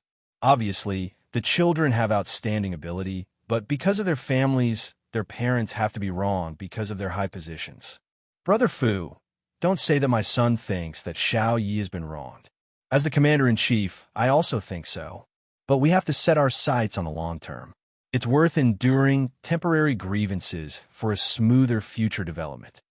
If it weren't for Commander-in-Chief Xia's explanation to Father Fu, who had devoted all his energy to the development of sea, land, and air missiles, wouldn't have thought of this. All he thought about was whether his daughter would be happy in the future and whether he could really let go of his family Xia to take away his precious daughter. All he thought about was his daughter's happiness. As for the future development, it was far less important than his daughter's happiness. However, since he had an in-law who could carefully pave the way for his daughter's future development, Father Fu was very happy. Commander-in-Chief, I only hope that Jane Eyre will be safe and happy in the future. I don't dare to ask for more. Now that you're protecting her, I thank you on behalf of Jane Eyre. It's a bit formal to say this, but I still have to say thank you. Thank you, Commander-in-Chief. I can't stay by Jane Eyre's side because of my work, and I can't contact Jane Eyre all the time. With you taking care of her, I'm very relieved. As a father, I've never thought about Jane Eyre's future after graduation, nor have I ever considered it for her. Compared to you, I'm a very unqualified father. I owe my children too much. As he spoke, the guidance expert who had dedicated his life to the country's Navy, Army, and Air Forces was filled with guilt. Since ancient times, loyalty and filial piety were difficult to achieve. For the sake of the country, who knew how many Father Fu owed their families, their parents, their wives, and their children. They had a clear conscience, and a clear conscience of their country. The only thing they felt guilty about was their family. Commander-in-Chief Xia immediately said, Brother Fu, you and I are a family. As a family, there's no need to be so formal. I have an obligation to take good care of Jane Eyre. This is an unshirkable responsibility as a father. You can't pay attention to Yi Qian because of your work, but I have an obligation to take good care of Xiao Yi. What you're doing is for the future. I can't distract you because of our children. If that's the case, I'll really be a sinner for the country. Brother Fu, you don't have to worry about Jane Eyre. I treat Jane Eyre as my own daughter. How can I let her suffer? The conversation between the two fathers was for the sake of their children. However, Commander-in-Chief Xia didn't tell Father Fu about Yi Qian's injury. He didn't want Father Fu, who was far away in the hinterland of the Northwest, to worry. Father Fu also didn't contact Yi Qian alone. He found out from Commander-in-Chief Xia that Yi Qian was at ease and had a place to go after graduation. Moreover, Yi Qian was very satisfied. In order not to distract Yi Qian, who had entered a new environment, Father Fu simply didn't contact him.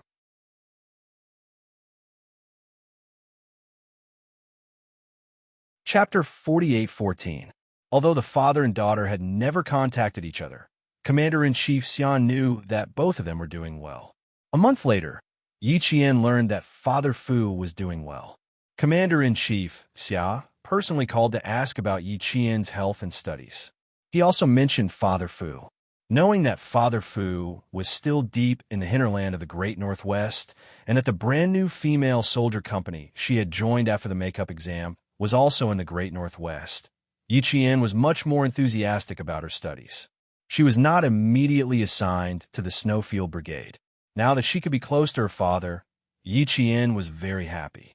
Later on, when she talked to Xia Jinyuan, Yi Qian could not help but sound excited.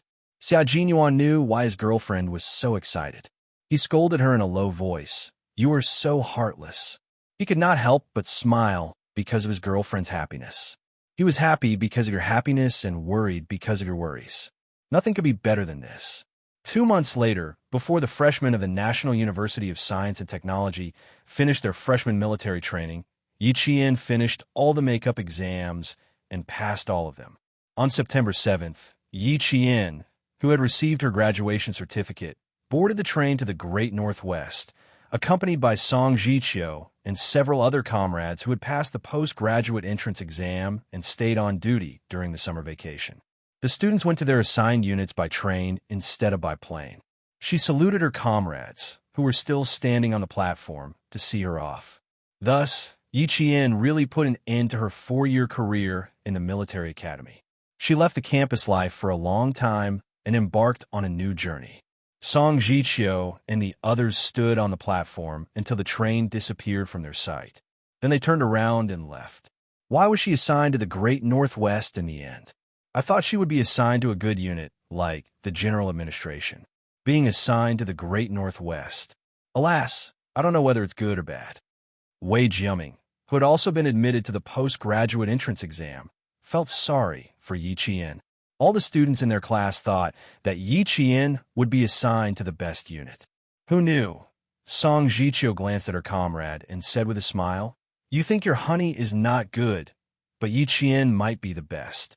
With Yi Qian's ability, don't you think she will have a bright future no matter where she is assigned to?" That's right. Jiaming, you are worried for nothing. Yi Jian is such an amazing female soldier. While we were still studying, she had already earned 3 third-class merits and 2 second-class merits. When a major general from the military showed me his medal during the graduation ceremony, I was really shocked. I even felt that my 4 years in the military academy were nothing, that I didn't accomplish a single thing. I haven't done anything wrong. Another student who had passed the postgraduate entrance exam sighed with emotion. Therefore, I believe that even if Yi Qian is assigned to the Great Northwest, she will be able to fly freely in the vast sky and swim freely in the vast sea. She won't be able to stop Yi Qian's future development at all. Wei Jiaming nodded. Indeed, I think Yi Qian will have a bright future even if it's not good. Yi Qian would certainly have a bright future. Moreover, her development would be better than anyone else's. This was because the Great Northwest was the toughest place, but it could toughen people up the most. Walking out of the platform, Song Jiqiu took another look at the west where the train had left and sent her most sincere blessings to her comrade. Now she was looking forward to meeting Yi Qian again. She believed that by that time, Yi Qian would definitely be much better. There was a blue sky and white clouds in the distance. There was a vast world in the distance. The train was rumbling forward, carrying Yi Qian to the Great Northwest.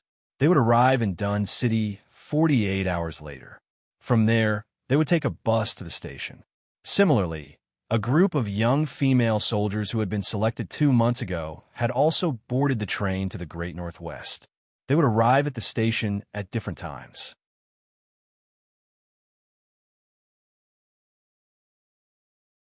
Chapter 48:15. Yi Qian boarded the train with a camouflage handbag, a backpack, and a military uniform. He looked for his own hard sleeper on the train. In less than 20 steps, Yi Qian received the attention of all the passengers on the train. Everyone was staring at him. It was not his first time on a train, nor was it his first time being stared at by the passengers. However, this time, the passengers were more enthusiastic than the previous ones. When they saw Yi Qian, their eyes lit up, and then they all smiled. This made Yi Qian, who was smiling back at them, feel a loss. When he reached the middle of the train, a woman in plain clothes stood up from her bed and stood in the middle of the aisle, blocking Yi Qian's path. Yi Qian, who was facing the bed, thought he was blocking the woman's path. He smiled embarrassedly and stepped aside to let the woman pass. The woman did not move. Instead, she stretched her neck and stared at the ticket in Yi Qian's hand. "Comrade, which number are you sleeping in?" Yi Jian was stunned for a moment. Then, she told him her bed number. When a woman who asked her which bed Yi Qian was sleeping in saw that Yi Qian's bed was still some distance away from hers, she became less happy. However, when she saw that Yi Qian was also going to Dun City, she became happy again. "Comrade, we're fated. I'm also getting off at Dun City. I'm in bed 9. You're in bed 13. You have to continue walking." The woman had the frankness of a Northwestern person, and her voice was loud. She knew where Yi Qian was getting off, which meant that half of the passengers on the train knew where Yi Qian was getting off. The train started. Yi Qian, who had not found his bed, smiled awkwardly but politely and said, "Thank you." Then he quickened his pace. From the back, he looked, a little pathetic. When he found his number 13, the person sleeping in the lower bunk opposite him was a very young man. He was about the same age as Yi Qian, about 21 or 22 years old. He had the shyness of a boy. When he saw Yi Qian, the man quickly looked away. Perhaps he felt that he was overreacting, so he quickly looked away and smiled at Yi Qian. Yi Qian smiled at him naturally. The young man was a little embarrassed. He picked up a magazine on the bed and lowered his head to read. When he put his backpack in the luggage rack, he needed to step on the bed. As soon as he leaned out, he woke up the passenger sleeping in the middle bunk. The sleepy passenger squinted at Yi Qian and went back to sleep. After putting away his backpack, Yi Qian hurriedly sat back down on his bed. He planned to imitate the young boy on the lower bunk opposite him in reading. Before Yi Qian could take out his books from his camouflage handbag, the woman who had deliberately blocked Yi Qian's way walked over with snacks and fruits in her hands. Come, comrade. Have some fruits and snacks. This is just a little something from Big Sis. Don't mind. Look for Big Sis after you finish eating. Big Sis has more. You can eat until you're full." Yi Qian's back stiffened as he looked at Big Sis, who was very enthusiastic about him and stuffing fruits and snacks into his arms. He had been on the train many times. It was his first time encountering such an enthusiastic passenger. Yi Qian stuffed the snacks and fruits back into Big Sis's hands. He felt a headache coming on. He smiled and said, "Big Sis, you're too polite. We have rules. These fruits and snacks really can't be taken. There are rules about eating fruits and snacks. It's okay. You're not outside. If you eat or take them, the military leaders won't know. They can't do anything about it." As he spoke, he stuffed the snacks and fruits into Yi Qian's hands. Take it. Your leaders can't see it anyway."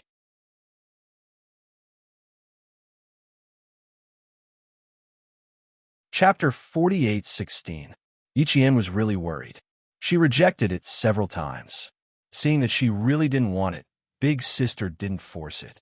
She tucked a lock of hair beside her cheek behind her ear. Big Sister was so enthusiastic that Yi Qian didn't know what to do. Big Sister's smile suddenly became a little embarrassed, and even her eyes flickered a little. Seeing this, Yi Qian's heart skipped a beat. She realized that this overly enthusiastic Big Sister had something to ask of her. Big Sister didn't let Yi Qian take the initiative to ask. She whispered first, "Comrade, I won't beat around the bush. Big Sister has something to discuss with you. What do you think?" Even if it didn't work, she still had to say it out loud. When Big Sister finished speaking, Yi Qian's eyes were smiling. Big Sister knows that her request is a little too much, but we still have more than 40 hours to get to Dun City, and we still have to sleep for 2 nights on the train. I really don't feel at ease. I was thinking of sleeping during the day and opening my eyes, so I did that last night. In the end, I couldn't stay awake until the second half of the night and fell asleep. When I woke up early this morning, I heard that someone had lost something. Big Sister was very anxious. When I saw you get on the train just now, comrade, I won't hide it from you. I felt like I ate a weight in my heart and felt a lot more at ease. It's not just me. The entire train of passengers probably felt the same way.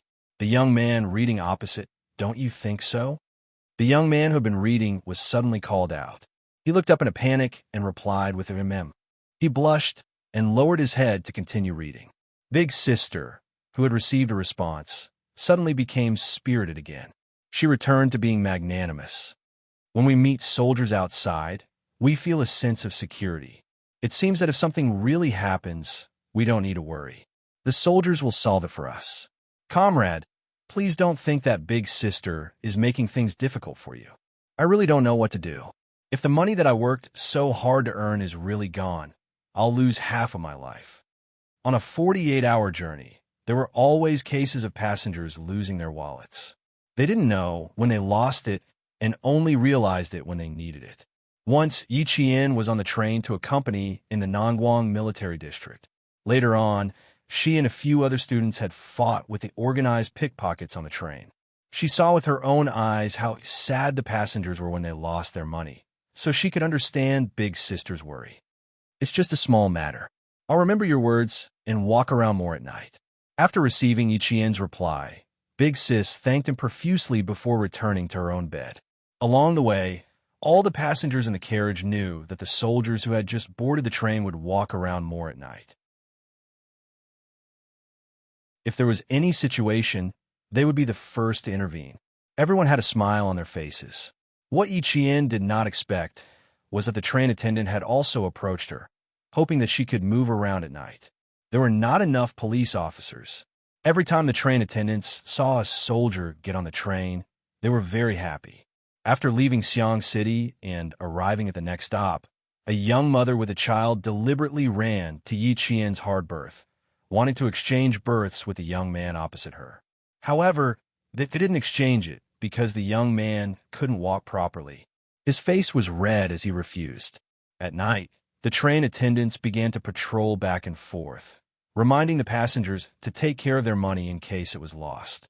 They also told the passengers that it was best to take turns sleeping and inform the train police if there were any problems. Yiqian in her military uniform was like a sea-calming needle, making the passengers in the entire carriage feel much more at ease. Yiqian would encounter this kind of situation as long as she wore her military uniform on the train. Over time, it had become a habit.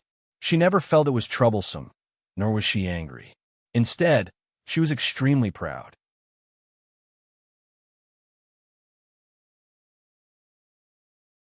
Chapter 48:17. She was trusted, relied on, and needed by others. Ever since she graduated from the National University of Science and Technology, she had never failed to live up to her school's motto. It was just a small interlude, but it became the talk of the entire train. At night, Yiqian would wake up from time to time and walk around the train, just like what she said during the day. She even met the train police on night duty twice and chatted with them briefly. From this, she knew that the longer the train stretched, the more provinces it crossed, and the more thefts there would be. The pickpockets would target targets during the day, and at 2 or 3 o'clock in the morning, they would take action while the passengers were sleeping soundly. They were all criminals for the gang. Sometimes, passengers would not dare to make a sound for fear of retaliation. Even the train police on night duty could not stop the craftiness of the pickpockets. Sometimes, as soon as they left, a theft would occur, making it impossible to guard against. He also knew that there were many seat hogs on the train. There were passengers who didn't have a seat but wanted to buy a seat. These seat hogs took the opportunity to forcibly occupy the seats of the passengers who seemed honest and alone. Then, they sold the seats to the passengers who didn't have a seat and paid for them. When faced with this kind of situation, the passengers who were bullied did not dare to tell the train staff, let alone the train police, for fear of retaliation.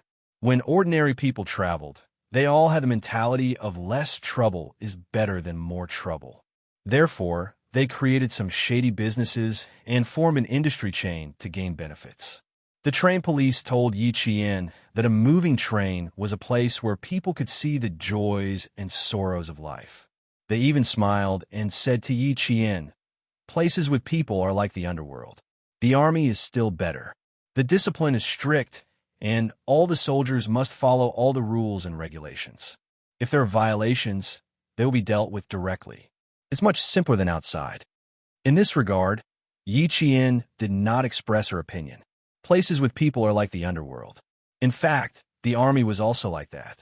What Yiqian did not expect was that this incident would become a wedge to close the gap between her and the female soldiers in the new company. Other than Yiqian being watched by the people on the train, the female soldiers who were riding the train all the way to the northwest received the same enthusiasm from Yiqian. They also patrolled back and forth at night, acting as the stabilizing force in the train. The next morning, she received a call from Xia Jinyuan. Xia Jinyuan had given Yiqian an hour-long lecture. He didn't say anything else. He only told Yiqian how to quickly get rid of those disobedient soldiers who said one thing to his face and another behind his back. Yes, it's best to deal with the soldiers who are not convinced. Let them know that you are stronger than them and they are weaker than you. Disobedient soldiers will be punished directly. Punish them until they understand what military orders are and what obedience is. On the other hand, the soldiers who pretended to be obedient but opposed in secret and said one thing in front of you and another behind your back are called villains. When dealing with villains, you have to use villains' methods. You have to be more sinister than him, and you have to come up with more damaging moves. After you're done with him, you have to openly tell him that I, your father, am playing with you. Let him thoroughly know that his tricks won't work on you. As for those wily old foxes who only eat and drink for free and are obedient to you, but who are not interested in doing anything, don't think about dealing with them yet. First, you have to find their weakness and deal them a heavy blow. Let these wily old foxes know that being a soldier under you and eating for free and drinking for free is simply asking for death. All of this was the experience that Xia Jinyuan had gained from practical experience, and some of it was also taught by his seniors. Now, he was telling Yi Qian all of this so that his sweetheart could quickly get used to the new environment and the new unit quickly get used to it and quickly achieve results so that he could be transferred back to the brigade.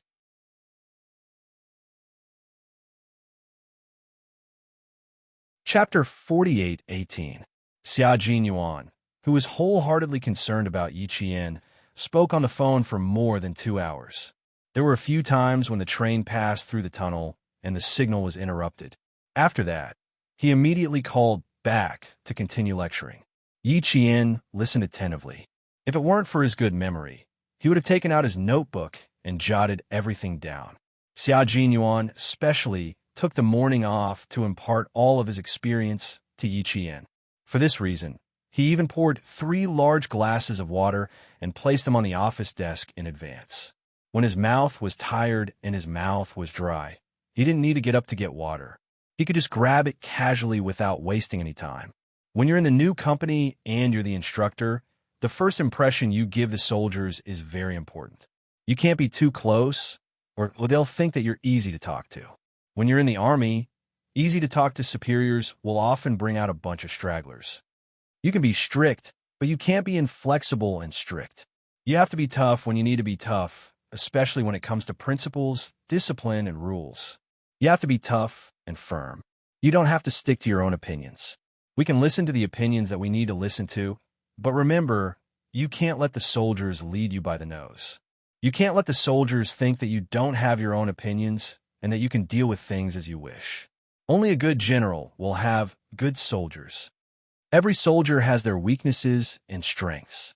When you're there, the first thing you have to do is to understand all of the soldiers' personalities, weaknesses, and strengths. Once they try to challenge your authority as an instructor, you have to directly attack their weaknesses. Once you attack, the instructor will eliminate all future troubles. During training, you're the instructor of the soldiers. You have to establish your authority and let them know how to respect you. When you're there, you have to be a friend of the soldiers. You have to build trust and cultivate camaraderie. Let them know that you're a good instructor and not blindly strict.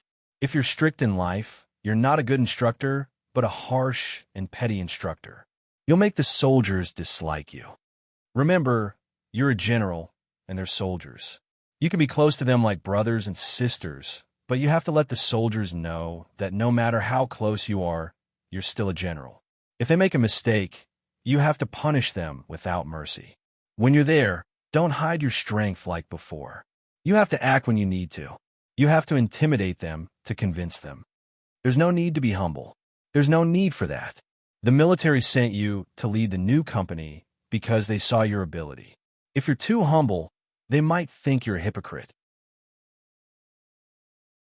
I'm not too worried about anything else, but I'm most worried about your modesty. Remember, don't be modest when you're in the army. A soldier who doesn't want to fight for first place isn't a good soldier. At this point, the phone was burning hot. After Yi Qian finished listening to the phone with his left ear, he switched to his right ear. Xia Jinyuan only gave up when the phone ran out of battery. After 2 hours of preaching, Xia Jinyuan had finished what he needed to teach. He thought it was time to hang up the phone. Take good care of yourself when you're at a new place. Don't hold it in by yourself if you feel wronged. You still have me. If you have any grievances, just tell me. Don't keep it to yourself.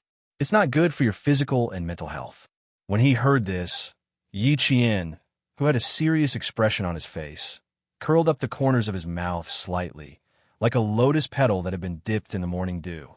Instantly, the young boy sitting across from him on the bed, who occasionally glanced at him from the corner of his eye, blushed as if he was on fire. "Well, have you ever seen me keep quiet when I'm wronged? In the past, it was possible, but now it's impossible. It's not my style to keep quiet when I'm wronged." In this life, the military career changed Yi Qian's fate and completely changed Yi Qian's personality.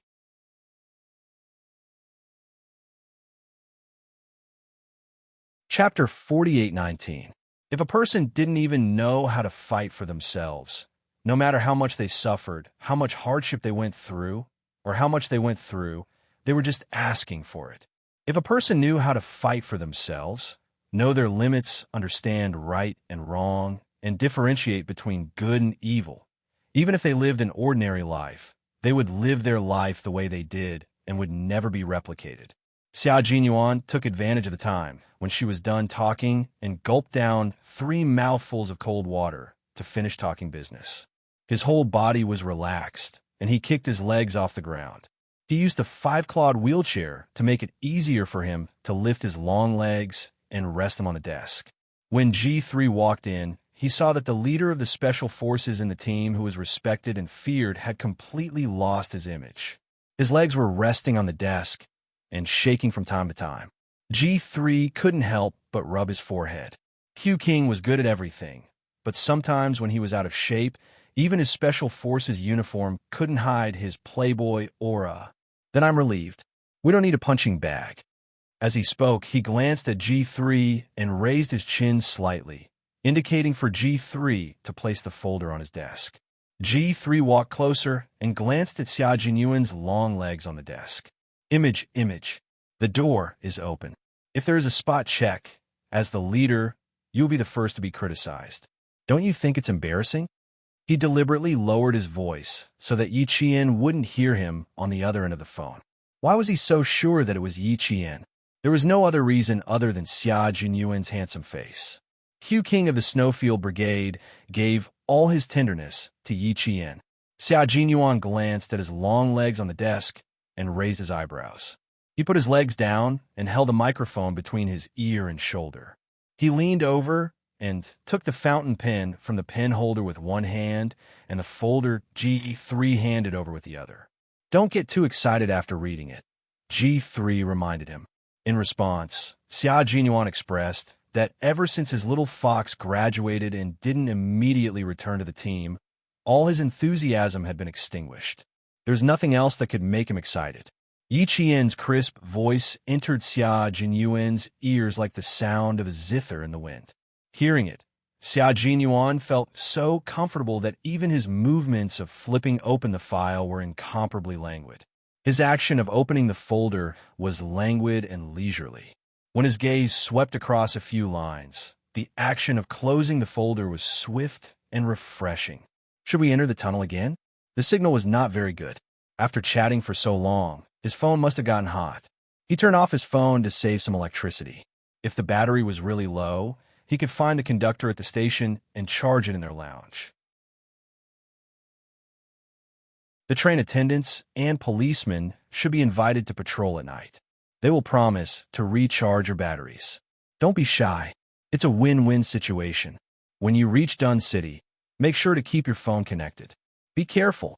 I have something urgent to deal with here. I'll contact you later.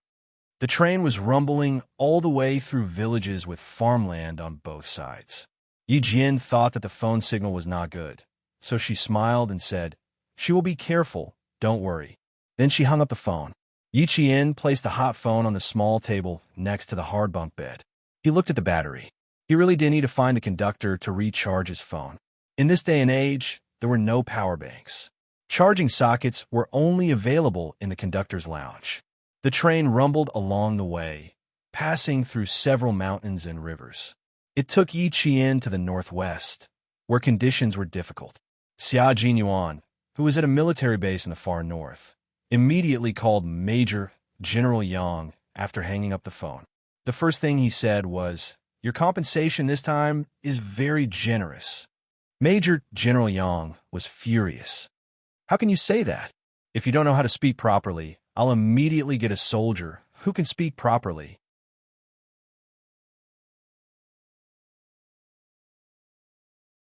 Chapter 48:20. Lieutenant Colonel Xia had never been afraid of threats. He replied with a half-smile, "You can change if you want, but you'll have to see if I'll let her go. Also, do you really want my soldiers to go over?" Major General Yang choked on his own saliva, and his breathing became rough. Faced with Lieutenant Colonel Xia, who couldn't be corrupted by riches, couldn't be swayed by poverty, and couldn't be bent by force, Major General Yang deeply suspected that he would lose a few years of his life. For the past 2 months, Lieutenant Colonel Xia's temperament was sometimes thunderous and sometimes stormy, making the entire brigade fearful of him. But today, he suddenly changed for the better. During lunch, he even smiled, scaring the Special Forces soldiers sitting around him into eating more. F***CK. The Demon Light captain wouldn't come up with some brutal training again, would he? Hurry up and eat more, conserve your energy, and be ready to fight at any time. However, this time, the Special Forces soldiers in the brigade were destined to be disappointed. The captain they respected and feared carried a camouflage bag and a backpack at 5 in the morning the next day. He was dressed casually and left his comrades as if he was going on a vacation. The deepest hinterland of the Northwest was also an important place in our country. Even satellites couldn't detect it, and the entire airspace was blocked. In a base that was restricted to all civil aircraft, a camouflage jeep drove out of a brownish-yellow hill and headed towards Dun City. The driver waited for the chief engineer sitting in the back seat to change into his casual clothes before smiling. "Chief, don't worry. It's a 7-hour drive from our base to Dun City, and it's only 5:30 in the morning. I promise I'll send you to the train station on time." The chief engineer, Father Fu, wiped the sweat from his hurried change of clothes. He couldn't hold back his joy and smiled at the driver. "I'm rushing to pick up my daughter, so I'm a bit anxious." "There's no rush. Let's be careful. My daughter won't reach Dun City until 4 in the afternoon. A 7-hour drive is enough." The driver could hear how happy the base engineer was just from his voice. His smile deepened. "This is the first time you're picking up your family." "Yes, it's the first time. Picking up my daughter." Father Fu emphasized his daughter. Father Fu wiped his sweat and folded his uniform neatly. He smiled so much that even wrinkles appeared at the corners of his eyes. "I haven't seen her in a few hundred days. She's been assigned to the Northwest, so I can finally take the opportunity to see her." The base spoke the same language for a few hundred days. Even if they didn't return home for 10 years, they would only speak for a few hundred days. The orderlies in the base knew that it was normal for the engineers in the base not to return home for a few years and not to see their families. For soldiers like them, after 2 years of service, the team would specially give them half a month of leave to visit their families. Sometimes, when he thought about it, his heart ached for the families of the chiefs. Yi Jian, who had already entered the Northwest region, did not expect that there would be surprises waiting for her. Not only one, but 2. Of course, it was a pleasant surprise for Yi Jian. Commander-in-Chief Xia found out that Xia Jinyuan was also invited to be an instructor. He sat in his office and brewed a pot of tea to calm himself down. Yuan and Xiao Yi did suffer a little this time. Since they're short of people, I thought it would be better to compensate them in another way. The 2 of them will go to the same place. One will train female soldiers, and the other will train male soldiers. They'll take care of each other in work and life. Moreover, with Yuan there, Xiao Yi will be able to learn faster, and the results will come out faster. Killing 2 birds with 1 stone.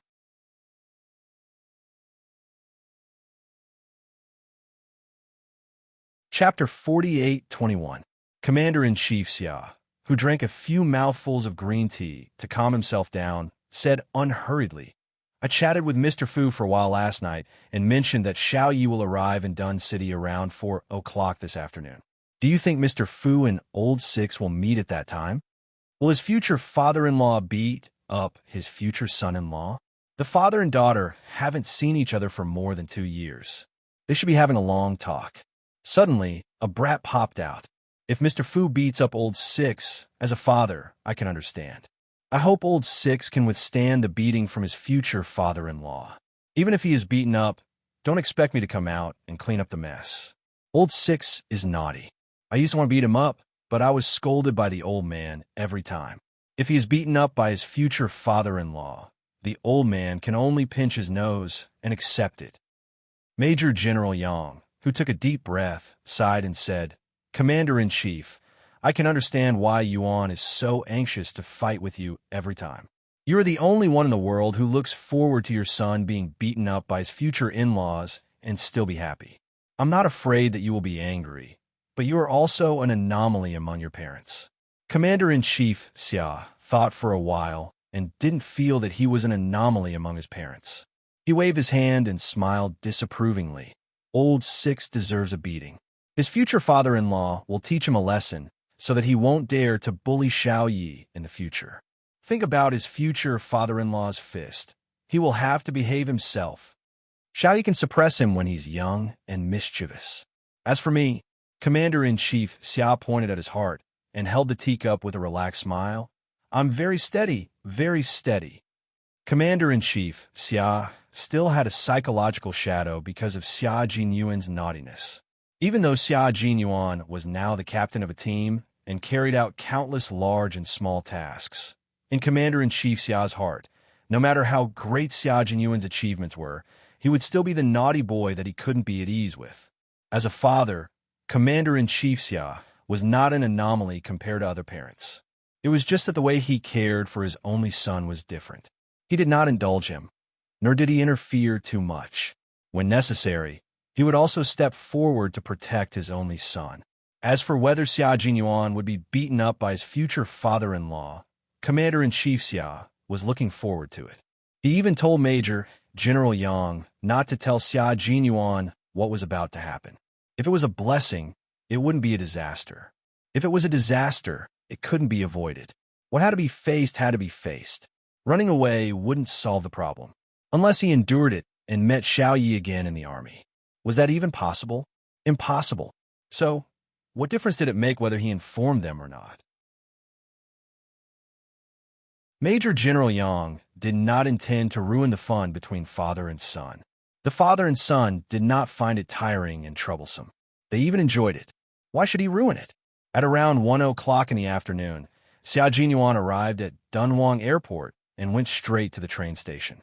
Compared to Yi Qian's 48-hour train ride, Lieutenant Colonel Xia used his own salary to subsidize the plane ticket.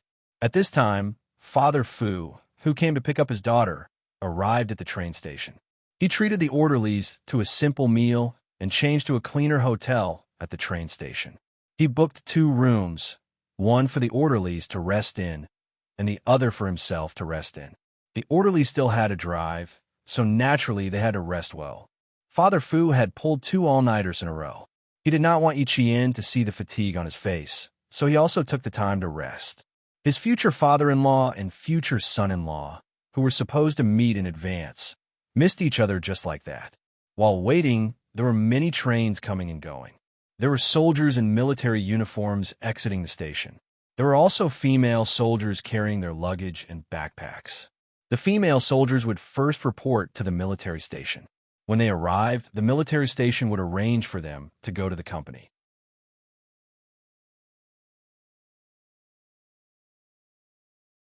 Chapter 48:22. Xia Jinyuan, who had been waiting at the train station, did not need to take a closer look at the female soldier. He only needed one glance to know that she was not the lover he had been waiting for. At 4 o'clock, the train station broadcast sounded, reminding the staff that the train from Wu City was about to enter the station and asking the staff to be ready to receive the train. The familiar train number was announced. Although the train had not entered the station yet, Xia Jinyuan's eyes were fixed on the exit, and his thin lips could not help but curl into a smile. On the other side of the exit, the orderly, who had also changed into casual clothes, said to Father Fu, who had rested for 3 hours and was in good spirits. "Chief, the train is not late." Father Fu had been worried that the train would be late, but now he was completely relieved. Thinking about how he would soon see his daughter, Father Fu was so nervous that he clenched his fists and asked the orderly, "Are my clothes messy? I seem to be in good spirits." "You don't know. My daughter loves to worry. She's afraid that I'll be tired, so she always tells me to take care of myself and not to worry too much. They say that daughters are their parents' sweet little cotton-padded jackets." It's true. She should have entered the station, but it will take a few minutes to exit. But she's also a soldier, so her movements should be faster than others. I just don't know if she'll help others carry their luggage on the way. I have to get closer so that the luggage on the shoulders of the passengers won't block my view. As he spoke, he really did go to the front of the crowd. There were many pedestrians waiting at the exit. Father Fu spent a lot of effort, saying sorry countless times along the way, and was even scolded by the pedestrians before he managed to squeeze to the front. The orderly struggled to follow closely behind, afraid that something would happen to the chief engineer of the base. On the other side, Xia Jinyuan had already found the best position. His eyes were fixed on the exit, afraid that he would miss it. He was so focused on the exit that he did not notice that his future father-in-law, who was diagonally opposite him, was also staring at the exit, afraid that he would miss Yi Qian. The train slowly entered the station. Yi Qian, who was once again pestered by the enthusiastic waitress, once again rejected the snacks and apples that the waitress offered. Then, under the gratitude of the train attendants and the train police, he put on his backpack, picked up his luggage, and prepared to get off the train. Perhaps it was because of Yi Qian, but the car had not been burglarized in the past 48 hours. When they were about to get out of the car, the enthusiastic woman even raised her voice and asked Yi Qian to visit her house when he was free. When the car door opened, Yi Qian fled in panic. After getting out of the car, Father Fu was right. Yi Qian helped an elderly man in his 60s carry his luggage with a shoulder pole. He tied his camouflage bag to his backpack and carried the elderly man's luggage out of the station. The exit station was a little far away. Yi Qian purposely slowed down to take care of the elderly. As a result, a large number of passengers rushed out of the station, leaving Yi Qian far behind. The elderly man kept saying thank you along the way. He also praised the militia for taking care of him. As a large number of passengers walked out, Father Fu's eyes widened. He looked for his daughter in the crowd, and the orderly who was taking care of him also looked for her with wide eyes. Xia Jinyuan had already stood by the fence and was looking for his lover in the crowd. He didn't see his lover walking out with an old man until most of the passengers had left. She was carrying a luggage on her shoulders and walking out slowly with an old man. The smile in his eyes deepened. No matter where his lover went, she would never be stingy with her love. Yi Qian was getting closer and closer to the exit. Suddenly, she, who was originally talking to the elderly man with her head lowered, suddenly felt something and looked in the direction of the exit. In the millions of people beyond her line of sight, a familiar handsome face suddenly appeared in front of her eyes.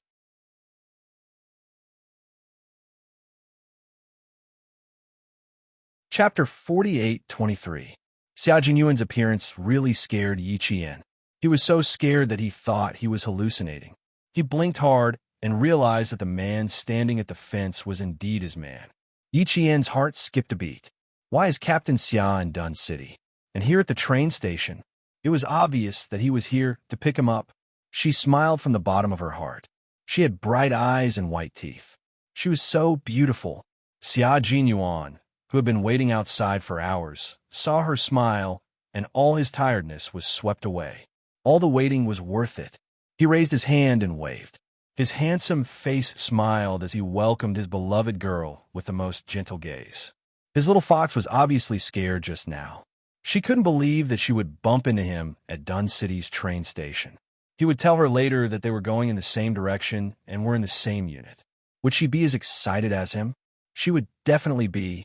When she found out that she couldn't report to the brigade immediately, her palm-sized face looked so disappointed. She looked like an abandoned kitten, which made his heart ache. Now, even though she couldn't report to the brigade immediately, they were still instructors in the same unit. He could go in and out with her every day. So what if she had to return half a year later? He could accept it all. If he still didn't accept it, his boss in the capital would be so angry that he would jump up and scold him for not being satisfied. After confirming that his eyes weren't playing tricks on him, Yi Qian's gaze became much gentler.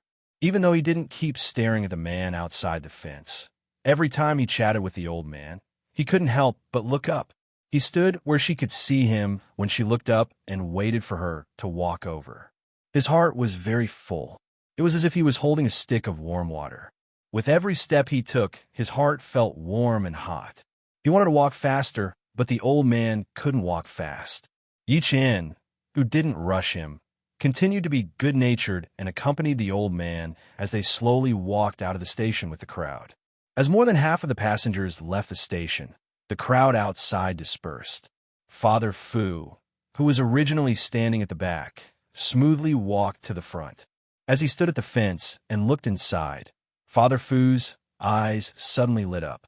He saw his daughter, Jane Eyre. Father Fu raised his voice. There was a commotion at the exit, but Yi Qian's sharp hearing couldn't stop her. She immediately tilted her head and looked at the fence on the other side of the exit. Jane Eyre.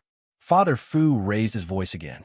This time, Yi Qian smiled so brightly that her eyes sparkled like stars. She actually saw her father, whom she had not seen for a long time. Ever since Yi Qian and Father Fu had coincidentally bumped into each other on the way back to the capital, the father and daughter had not seen each other again. Other than the occasional letter, they had not even contacted each other on the phone. This year, he went to work alone with a drug dealer in Myanmar and became an undercover agent. He even stopped writing letters. After returning to China, she was afraid that Father Fu would find out something from her letter, so she planned to wait until she was assigned to a unit before telling Father Fu that she was safe. When she found out that she was assigned to the Northwest, she even wondered if she could go to the base to visit her family if it was fake. Then she thought about how normal people couldn't enter the base. So even if she went, she probably wouldn't even be able to find the door. Father Fu's base was not built on the ground, but underground. Yi Qian really wouldn't be able to find the door if she went there. The father and daughter looked at each other. Yi Qian was so excited that she called out Dad several times. On the other side, Lieutenant Colonel Xia, who was happily waiting for his girlfriend to come over, was dumbfounded. Father Fu's first call of Jane Eyre made Xia Jinyuan, who also had sharp hearing, feel as if he had been struck by lightning. Wei. My future father-in-law's voice? The most difficult future father-in-law was actually here. You're tuning in to the Warrior Lore YouTube channel. Don't forget to subscribe and join us on this journey to catch the most captivating stories.